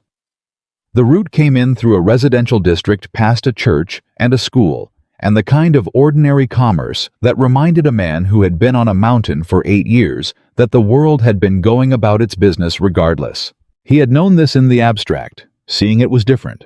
They reached the boarding house that Marsh had directed them to in the letter he had sent, his own second letter with Collins, a shorter one that Lillian did not know about, which had contained the simple message, send them to Margaret Aldrich. Margaret Aldrich, who had been running that boarding house for 20 years and who had, according to every person Ethan had ever asked about her, the specific quality of a woman who could keep a secret, because she understood that secrets were frequently the only protection the vulnerable had. She opened the door when they knocked. She was a woman in her 60s, with the bearing of someone who had been doing something difficult for a long time and had made peace with the difficulty rather than letting it defeat her. She looked at them and said, Walker. Mrs. Aldrich, he said. Ed Marsh wrote me, she said. Come in, both of you. She did not ask questions in the doorway. She asked questions inside with the door closed and coffee on the stove, and the specific practical efficiency of a woman who had been receiving people in complicated circumstances for decades and knew that the circumstances needed to be understood before they could be managed. She asked about Blackwell's men. Ethan told her the number he'd seen, the route they'd taken, the fact that 3 had gone ahead on the main road. She said, My husband is already working. Collins reached him, Ethan said. Last night, she said. Robert has been building his own case against Blackwell for 2 years. What came in that letter, she looked at Lillian. What you brought, it connected pieces he had that weren't connected. Lillian said, the blasting records. And 3 other things he didn't have, Margaret said. He'll want to speak with you today if you're able. We're able, Lillian said. She looked at Ethan when she said it, not asking his permission, confirming that they were doing this together, which he had already decided they were. Good, Margaret said. But first, are you injured, either of you? No, Lillian said. Margaret looked at Ethan. No, he said. You look like you haven't slept, she said to him. 3 hours, he said. That's not enough, she said. It's what there was, he said. She made the expression that women made when they were deciding not to pursue an argument that they had already won in principle. I'll take you to Robert's office at noon, she said. That gives you 2 hours. Both of you sleep. The men on the road, Ethan started, are on the main road into the capital, she said. The government quarter is 3 streets from here. If they come this direction, I will know before they reach this door. She looked at him with the expression of someone who had been managing situations that required this kind of confidence for a very long time. Sleep, Mr. Walker? He slept. He did not think he would. 2 hours was not enough to make him comfortable in an unfamiliar place in a situation this active. But he lay down on the narrow bed in the room Margaret showed him to, and he was asleep within minutes, which was the second time in 3 days that he had fallen asleep without the routine. He was beginning to think the routine had not been doing what he believed it was doing. He woke to Lillian knocking twice on the door. Her pattern, he had noticed, was 2 knocks, rather than one specific enough to be intentional, quick enough to mean she wasn't standing there waiting. Noon, she said when he opened the door. Ready? He said. Robert Aldrich's office was 3 streets away. He was a man in his 50s who had the specific quality of a government official who had retained his purpose, not the bureaucratic diminishment that happened to some men when they discovered that official power was slower and less direct than they had imagined, but the settled conviction of someone who had decided to do his work well, regardless of how long it took. He stood when they came in. He looked at Lillian first, the look of a man seeing something he had known in abstract and was now seeing in person. Miss Harper, he said. Your father corresponded with me twice 3 years ago. Lillian went still. I didn't know that, she said. He was cautious about it, Aldrich said. He wanted to understand what the process would look like before he committed to anything formal. He paused. I was the one who told him to make 2 copies of the land deeds. I knew what Blackwell's operation looked like by then, and I told him the originals were a target. Lillian sat down. Not because she asked permission, because her legs had made the decision. My father took your advice, she said. He was a careful man, Aldrich said. Good instincts. He looked at her. I should have moved faster. I had pieces, but not enough until what came in last night. He looked at Ethan. And the blasting record. The override note, Ethan said. With the initial. Blackwell's personal attorney confirmed his habits for me 2 years ago, Aldrich said. He initials override decisions with a single B. It's his practice. He considers it a form of personal accountability within his own organization. He paused. Which is how we're going to use it. How? Lillian said. The note puts Blackwell personally at the decision point, Aldrich said. Not a subordinate, not the company. Him personally overriding a safety concern about the proximity to the Ridge Road. He paused. Combined with the land acquisition patterns across 12 transactions and Carver's testimony. Who is Carver? Ethan said. A surveyor who worked for Blackwell's operation and who has been cooperative with my office for the past 6 months, Aldrich said. He's the connection between the blasting schedule and the subsequent land purchases. He can testify that the East Slope blasting was not a mining test. He paused. What was it? Lillian said. It was deliberate terrain modification, Aldrich said, designed to destabilize the snowpack above the Ridge Road during the winter season. The room was very quiet. Ethan sat with this for a long moment. Not destabilization as a side effect, destabilization as the intention. They planned it, he said. Yes, Aldrich said. The families on the adjacent land had refused to sell. 3 separate refusals over 18 months. The blasting was the next step. The road, Ethan said. The road was used by the families and their employees, Aldrich said. It was also used by anyone traveling to or from the northern properties. Ethan said Sarah and Cole were not. He stopped. He breathed. He started again. They were not the target. They were in the wrong place. Yes, Aldrich said, quietly. The tone of a man who had said this kind of thing before, and had not found a way to make it easier. Ethan looked at the wall. He had spent 8 years knowing that the avalanche was connected to Blackwell's operation. He had not known until this moment that Sarah and Cole had not been specifically targeted, that they had died because they had been on a road that a man had decided was acceptable collateral damage in a business expansion. This was in some ways worse than deliberate. In other ways it was different. He sat with the difference. Lillian did not say anything. She did not reach for him or perform comfort. She sat beside him and was present, which was what she had always been, which was what he had needed and not known he was getting until just now. "What happens next?" he said eventually. "The physical documents," Aldrich said. "I need them here under official custody as quickly as possible. What Marsh sent me last night is sufficient to begin proceedings, but the originals are what we need for the formal case." "We have them," Lillian said. She put the bag on the desk. She opened the box. Aldrich looked at the contents. He looked for a long time the way a man looked when he was seeing something that had been a gap in his work and was now filled. "There's a third copy," Lillian said. "In Redstone. With a man named Oakes. I wrote it last night." Aldrich looked at her. "3 copies," he said.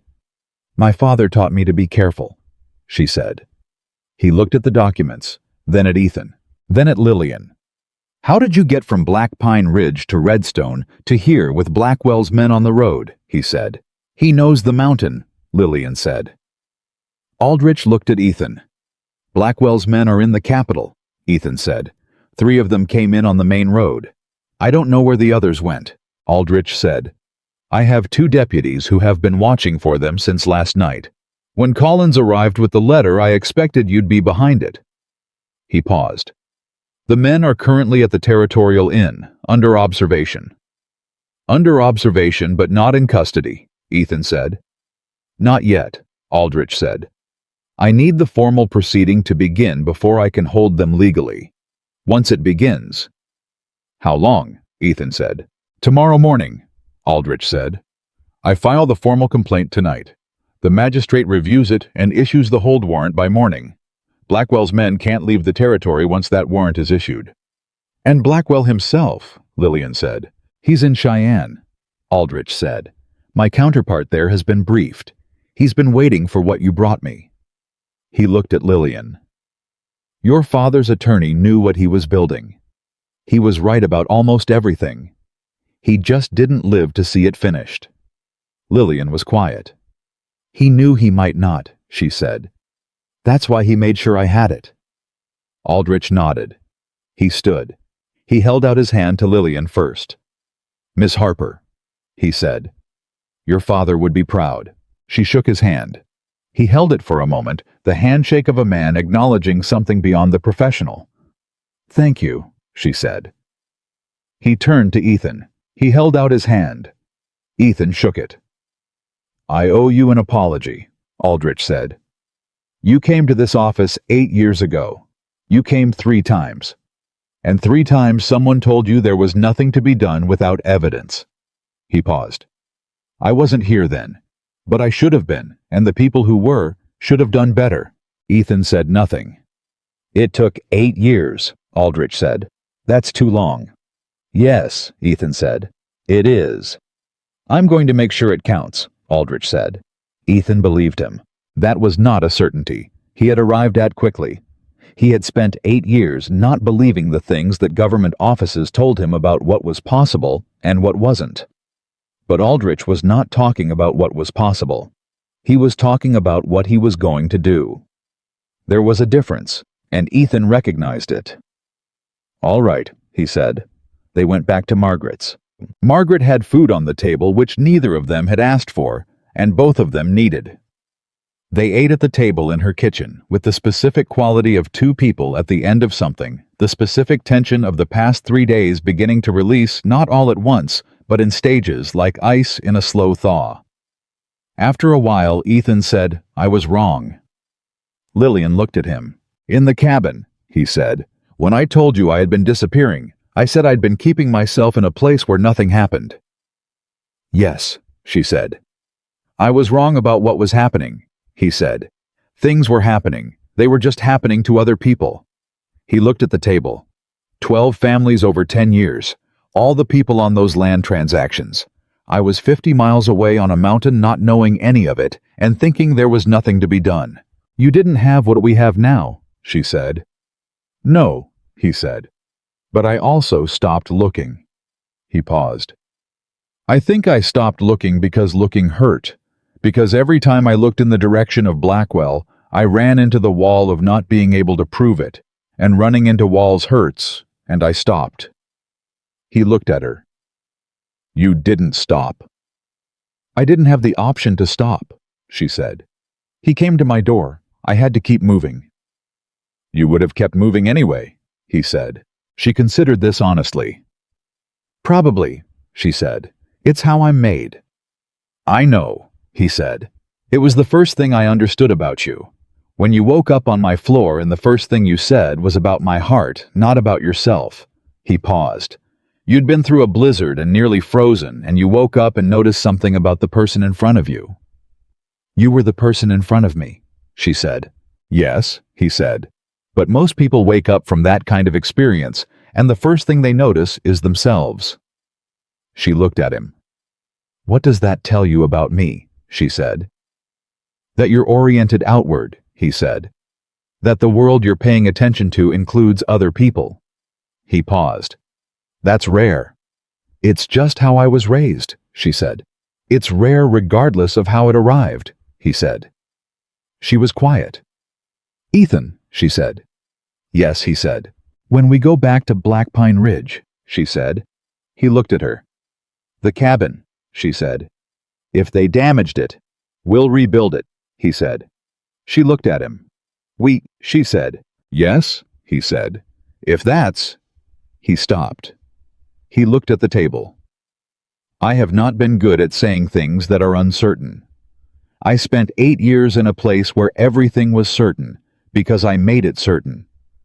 Nothing could change, because nothing was present to change it. He looked at her. You are present. Things are changing. I am less certain than I have been in 8 years, and I find I am all right with that. You're all right with uncertainty, she said. About some things, he said. Not this. What is this? She said. You're asking me to say it directly again, he said. I'm asking because I want to hear it, she said. He looked at her. I want you to come back to Black Pine Ridge, he said. Not to the cabin specifically. If the cabin is gone, we'll build something else or find somewhere else. But to that country, to the mountain. He paused. With me. She held his gaze for a long moment. You said you'd show me the ridge in spring, she said. Yes, he said. Then I'm staying until spring, she said. At minimum. At minimum, he said. Something settled in his chest that had not been settled in a very long time. Not the forced quiet of a man who had made himself not care. The actual quiet of something that had been tense and was now at rest. He did not know how to describe it. He did not need to. Lillian understood it because she had been watching his face for 3 days, and she knew the difference. Ethan, she said. Yes. Stop looking like you're trying to decide if this is real, she said. He looked at her. How am I looking? He said. Like you're waiting for something to take it away, she said. He was quiet. It's a habit, he said. I know, she said. Work on it. He almost smiled. The real one.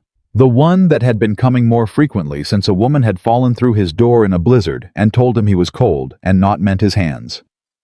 I'll work on it, he said. Good, she said. From outside, Margaret's voice came through the door. I'm making more coffee. Either of you want some? Lillian looked at Ethan. Yes, he called back. Not, no thank you. Not, I'm fine. Just, yes, the simple acceptance of something offered the practice of a man who was relearning how to receive. Margaret brought the coffee. She looked at them. She said nothing about what she saw in the room, the specific quality of two people who had come through something together and were still sitting beside each other. She was 60 years old, and she had seen enough to know when commentary would be useful and when it would not be. She left the coffee. She closed the door. The Capitol continued its business outside the window. And in Margaret Aldrich's kitchen, the man who had spent 8 years teaching himself not to need anyone sat across the table from the woman who had knocked twice on his door and changed the whole calculation and drank coffee that someone had offered and accepted without apology, which was not a small thing, which was in fact everything, and everything, as Ethan Walker was discovering, had a way of revealing itself not in one moment, but in the accumulation of small ones.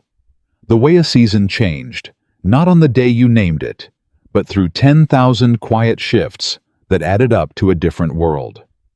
The warrant was issued at 8 the following morning.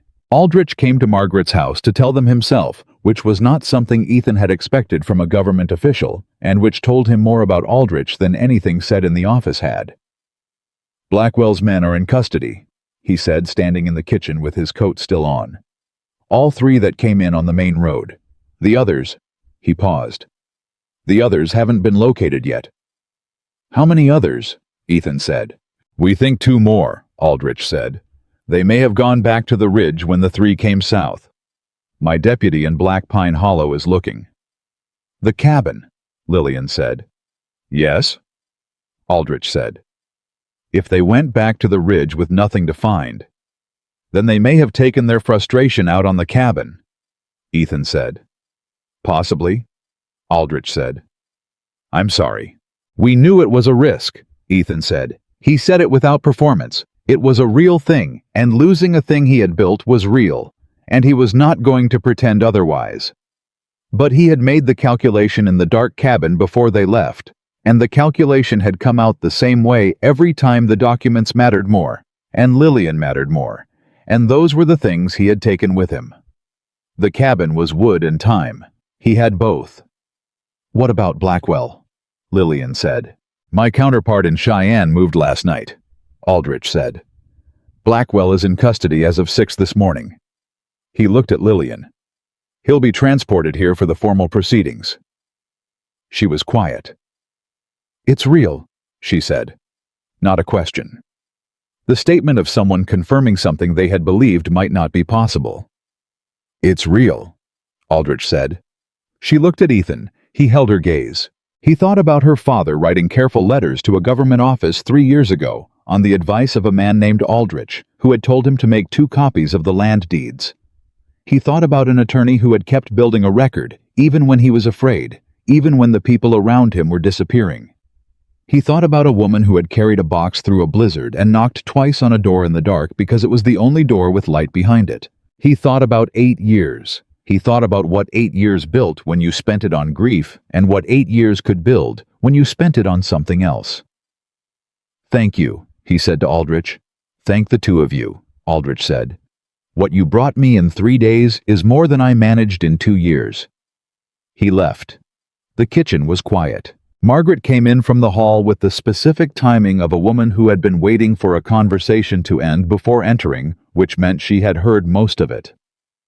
She did not pretend otherwise. "Breakfast," she said. She put food on the table. She sat down. "Both of you look like you've been awake for 3 days. 2, Lillian said. "Close enough," Margaret said.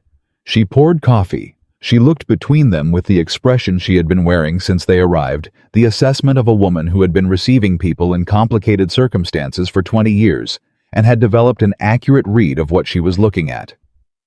"What will you do now?" Ethan said. "Go home." He heard himself say it. He had not planned to say it with that word. Lillian looked at him. He looked at the table. "Back to Black Pine Ridge," he said, "to see what's there." "And if the cabin is damaged," Margaret said, "then I rebuild it," he said. "That takes time," Margaret said. "I have time," he said. Margaret looked at Lillian. Lillian looked at her coffee. Margaret said to Lillian specifically, "My husband has his work, and I have this house. After 40 years, I still find it easier to manage the difficult things when he's in the next room." Lillian looked up. I know, she said. Do you? Margaret said. I've been learning it, Lillian said. Margaret nodded. She drank her coffee. She did not say anything else about it because she was a woman who understood that some conversations were finished when they were finished and could not be helped by continuing. They left the capital the following morning.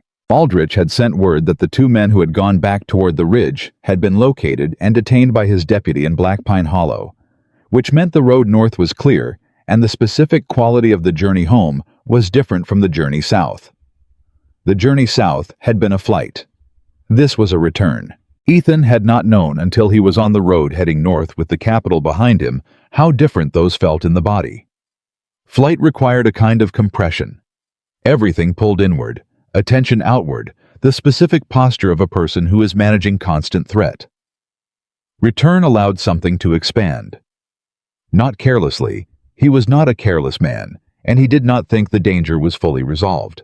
But in a different register, with something underneath the attention that was not available when you were running. Lillian rode beside him.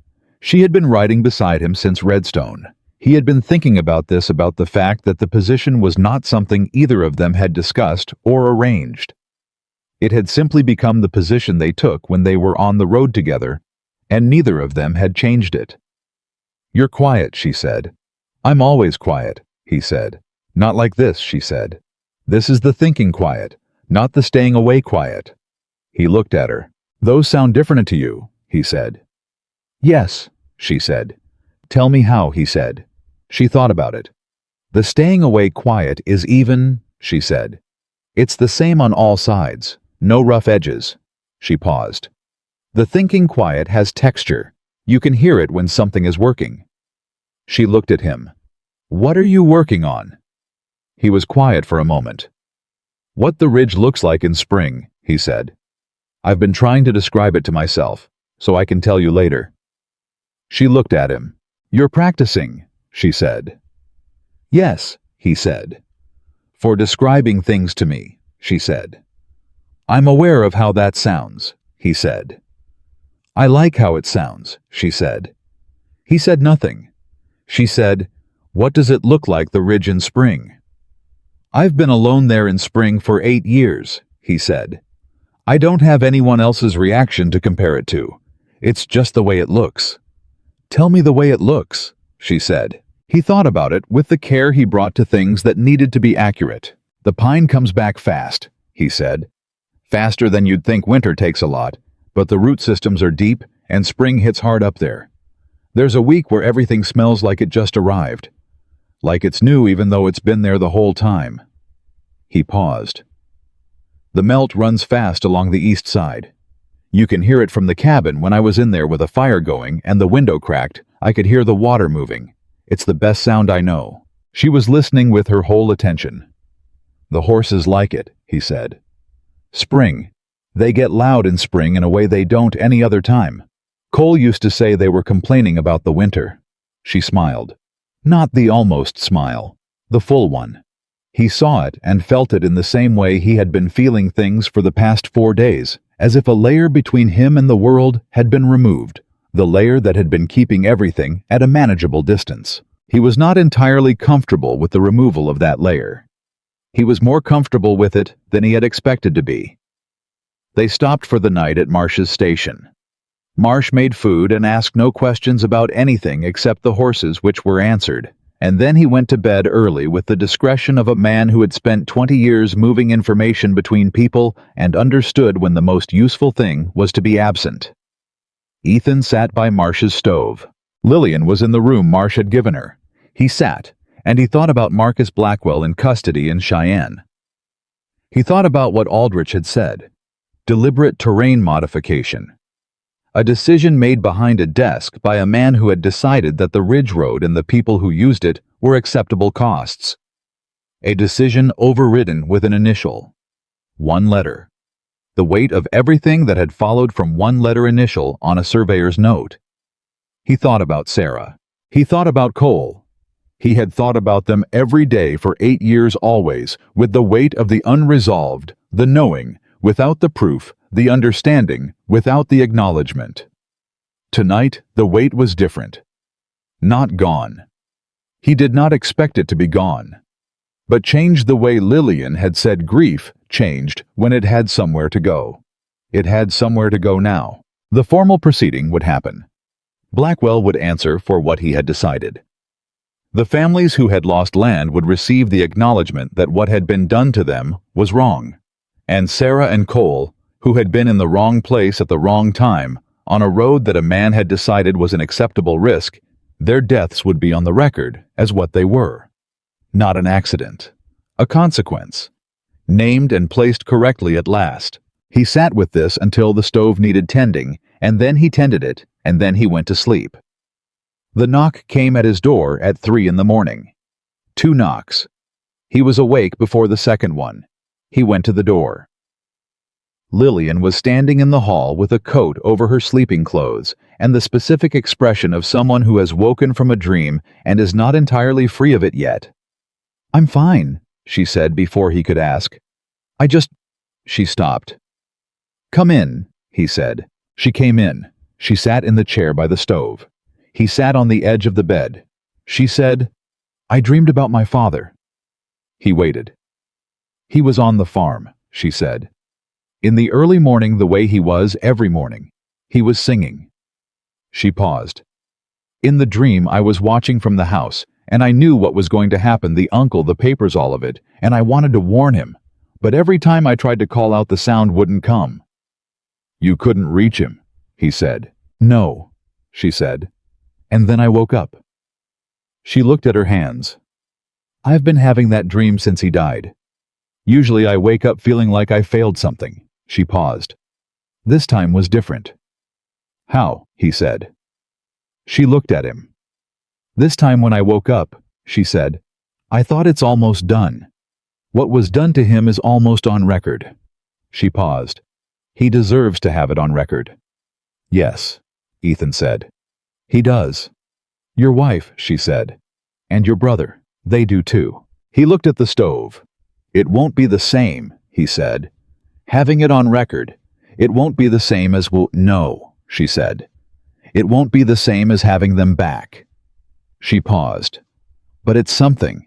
It's the true version of the story going into the official record. It means that when people tell the story later, they'll tell it right." He thought about this. About what it meant for the story to be told right. He had spent 8 years in a place where he did not have to hear the story told at all, where the only version of it was in his own head, which was both the most accurate version and the hardest one to live inside. Now there would be an official record. A document that said this happened, and this is who was responsible, and the people who died on the Ridge Road in the winter of 1877 died because of a decision made for profit by a man who signed his name with a single letter. It would not bring them back. But Lillian was right. It was something. "Thank you," he said. She looked at him. "For what?" she said. "For saying that," he said. "About the story being told right." He paused. "I didn't know that was what I needed until you said it." She was quiet. "That's the thing about being alone for a long time," she said. "You don't know what you need because you've gotten so good at not needing anything." "Yes?" he said. She stood. "Go back to sleep," she said. "We're a day from the ridge." "Lillian," he said. She stopped. He looked at her. There were things he could say. There were things he had been building toward across 4 days of roads and cabins and capitals and conversations that had gone places he had not been in 8 years. He knew the shape of all of them. He had been, as he had told her, practicing. He said, "I'm glad the door was unlocked." She looked at him for a long moment. "So am I," she said. She went back to her room. He sat by the stove until morning. They reached Black Pine Ridge on the afternoon of the second day. The cabin was standing. This was the first thing, the thing he had been holding at arm's length since Aldrich mentioned the possibility of the other 2 men going back. He had not wanted to build a certainty around it and have it taken from him, so he had held the question open across 2 days of road. It was standing, not undamaged. The door had been forced, and one of the shutters on the north window had been pulled off, and inside the evidence of a thorough and frustrated search was visible in every overturned drawer and pulled-apart shelf. They had been looking for the box, and they had not found it because it was not there, and the absence had made them angry in the way that people who worked for someone like Blackwell got angry when they failed. But the walls were standing. The roof was intact. The stove was there. Lillian walked in behind him. She looked at the overturned furniture, the pulled-open cabinet, the papers scattered from the desk. "It's fixable," she said. "Yes," he said. "How long will it take?" she said. He looked around. 2 days of work, he said. Maybe 3 to get it truly right. He looked at her. "Marsh will lend us what we need." "Then we start today," she said. They started today. The rebuilding of the cabin was practical work, the kind Ethan had been doing his whole life, and it had the specific quality of work that required 2 people in the way that life with one person sometimes didn't reveal until you were doing it with 2. He lifted things she directed. She organized while he repaired. The division was not assigned. It arrived naturally from what each of them saw needed doing, which was the same division that had existed since the first morning and which worked the same way here as it had everywhere else. By evening, the cabin was recognizable. By the following evening, it was itself again. On the 3rd morning, Ethan woke before she did and went out to check on the horses and came back to find coffee already on. She had woken while he was outside and had started the coffee with the same uncomplicated instinct with which she did most things. He stopped at the door. He looked at the cabin, at the stove where the coffee was heating, at the shelf she had reorganized with a different system than his original one, which was, he had admitted to himself on the 2nd day of rebuilding, a better system. At the window, where she had rehung the shutter, he had left for last because she had said she knew a better way to set the hinge, and he had wanted to see if she was right. She had been right. He looked at all of this. He thought home, not the forced version, not the word he had refused to use for 8 years because home implied something he didn't have. The real version. The word arriving in its actual meaning because the meaning was present. She appeared from the back room. She saw him standing in the doorway. "The coffee's ready," she said. "I can see that," he said. He came inside. He poured 2 cups. They sat at the table. Outside, Black Pine Ridge was doing what it did in December, cold, specific, indifferent to everything except itself.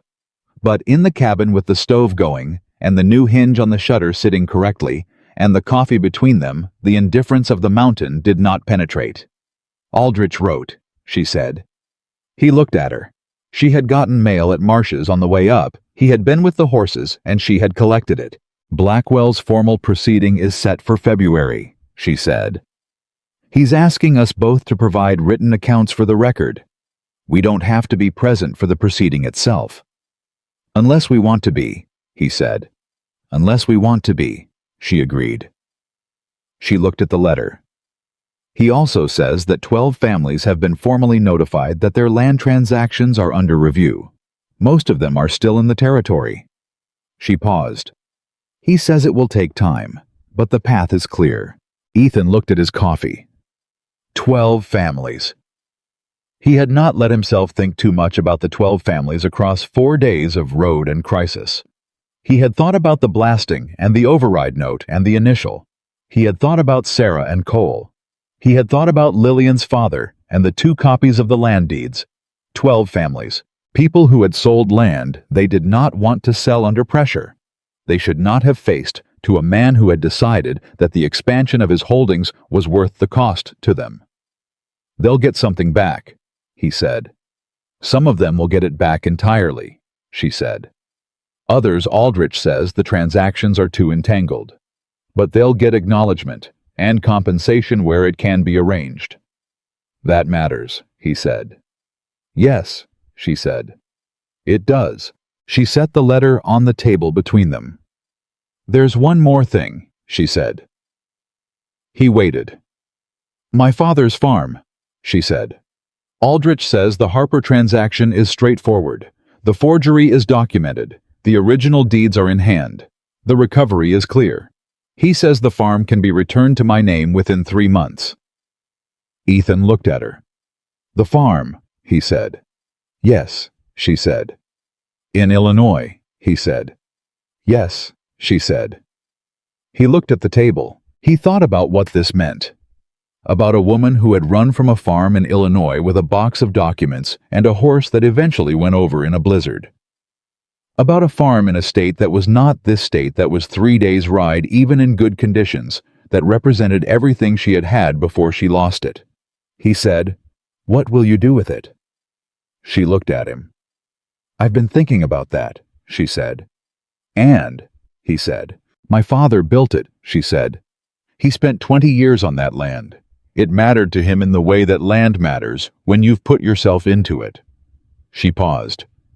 "But I've been here for 3 weeks, and this," she gestured not at the cabin specifically, but at something larger, the ridge, the country, the specific quality of a place that had become known to her in a way she had not expected when she arrived unconscious on a stranger's floor.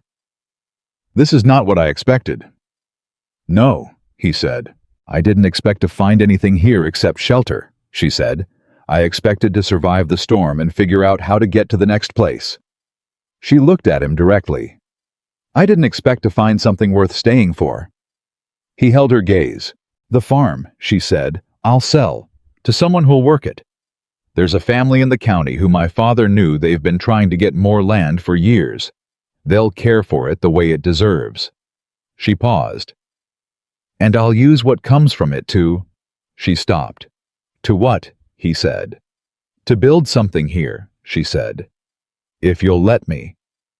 He was quiet. "Lillian," he said. "I'm not asking to take over your mountain," she said. "I'm asking to be here, on it." She paused. "With you." He looked at her. He thought about the night she had knocked twice on his door, and he had almost not opened it. He thought about 8 years of solitude that he had told himself was choice rather than grief, and which had been both, and which had needed to be both, and which had finally run its course, because a woman had fallen through his door and looked at his face and seen something worth looking at. He thought about Cole, who had wanted to be a teacher. He thought about Sarah, who had laughed at things he said. He thought about what it meant to contain people to carry them forward in the living of a life rather than the memorial of a stopped one. He said, "Spring comes hard up here." She looked at him. "You told me," she said. "Everything smells like it just arrived," he said, "even though it's been here the whole time." She was very still. "Yes," she said. He reached across the table. He put his hand over hers. She turned her hand over and held his. Outside Black Pine Ridge was cold, and December and itself entirely indifferent to what was happening in the cabin at its base. The mountain did not care about legal proceedings or land recoveries, or the specific moment when a man who had spent 8 years making himself into stone discovered that he had not in fact managed it completely. The mountain did not care, but the man in the cabin did. He cared in the specific, terrifying, necessary way that meant he was alive again rather than simply present. One winter later, the people of Black Pine Hollow told a different story about Ethan Walker. They still told it in the dry goods store and at the feed barn, because that was where stories lived in that territory. But the story had changed its shape. They said that man found something. They said the woman who came through the blizzard stayed. They said the cabin on the ridge has smoke coming from it every morning now, and 2 sets of tracks going out when the weather is good, and the sound of voices sometimes when you pass on the lower trail. May Calloway, who had made coffee for Ethan twice a year when he came to town for supplies, and had watched him leave without speaking to anyone, came into the dry goods store in January and said she had seen him in Black Pine Hollow the previous week, and he had said good morning to 3 separate people without being spoken to first. 3 people, without being spoken to first. "What do you make of that?" the store owner said. "I make of it," May said, "that he came home." In March, Ethan was repairing the north fence when he heard her call from the cabin. He was not alarmed. He had learned her voices, which call meant something needed his attention, and which call meant she had found something and wanted to show him, and which call was the one she used when she had been thinking about something and had arrived at the end of the thinking. This was the third kind. He came in. She was at the table with paper and pen. "The Harper families," she said. "The ones on the adjacent farms to my father's. I've been corresponding with them." She looked up. 3 of them are interested in moving west. He sat down. "West where?" he said. "Here," she said. "There's land available at the south end of the Black Pine Territory. Aldrich told me in his last letter that 3 parcels came open when Blackwell's holdings were redistributed." She paused. "Good land. River access. Good for farming." He looked at her. "You're building a community," he said. "I'm writing letters," she said. "People can decide for themselves." "Lillian," he said. "Yes," she said. "You're building a community," he said. She looked at the paper. "My father said a good farm needed good neighbors," she said. "He said you couldn't farm alone any more than you could live alone without it costing you something." She looked at him. He was right about most things. "Yes," Ethan said. He looked at the paper. At her handwriting, which he had come to know the way you came to know handwriting when you lived with someone, not from studying it, but from seeing it so often that it became familiar, the way their voice was familiar, the way the sound of their footsteps was familiar. "Write the letters," he said. "I am," she said. "And if they come," he said. "Then we help them get started," she said. The same way someone helped me." She looked at him. "You opened the door." "You knocked," he said. "I knocked," she said, "because there was a light." He looked at her. He thought about the specific light. The light he had kept burning in the cabin for 8 years, not for any practical reason, but because complete dark was more than he had been able to manage even in the years when he was most committed to the solitude. The light that had cost him almost nothing, and that she had seen from the trees and walked toward and knocked on twice. He said, "The men coming for your father's farm, the ones who drove those families out, did they expect someone would build something better in the same place?" She considered this. "No," she said. "They expected to take what there was and stop anything else from growing." "And instead," he said. She looked at the letters. "And instead," she said, "we're writing to people who need somewhere to go." He said nothing. He sat across from her while she wrote. He thought about Cole, who had wanted to teach. He thought about what teaching was, the transfer of something from a person who had it to a person who needed it, so that what existed in one place could exist in another, so that knowledge and skill and the specific understanding of how to live in a difficult world could move forward through time rather than stopping when the person who held it stopped. He thought about what he knew, about the mountain, about the horses, about the way the weather moved in this specific piece of Wyoming territory, and which slopes were dangerous in spring thaw, and where the water ran clean, and how to read the snow before a serious system came in. He thought about what Lillian knew, about accounts and land records, and how to carry a box of documents through a blizzard, and how to knock twice on a door in the dark, and how to look at a man who had spent 8 years turning himself to stone and see that the stone was not the full story. He thought about the Harper families, 3 of them thinking about moving west. "Lillian," he said. She looked up from the letters. He said, "Tell them to come in spring." She looked at him. "In spring?" she said. "Everything smells like it just arrived," he said. She understood. She turned back to the letters. She wrote, "Come in spring." Outside the mountain was what it always was, enormous and indifferent, and holding its winter for a few more weeks before the melt came, and the pines came back, and the creek ran fast on the east side, and the horses got loud with the season. And in the cabin at its base, a woman wrote letters to people who needed somewhere to go, and a man sat across from her and felt for the first time in 8 years that the light he had been keeping burning for no reason he could name had turned out to be exactly the right thing to do, because the people who needed it had found their way to it, and they had stayed.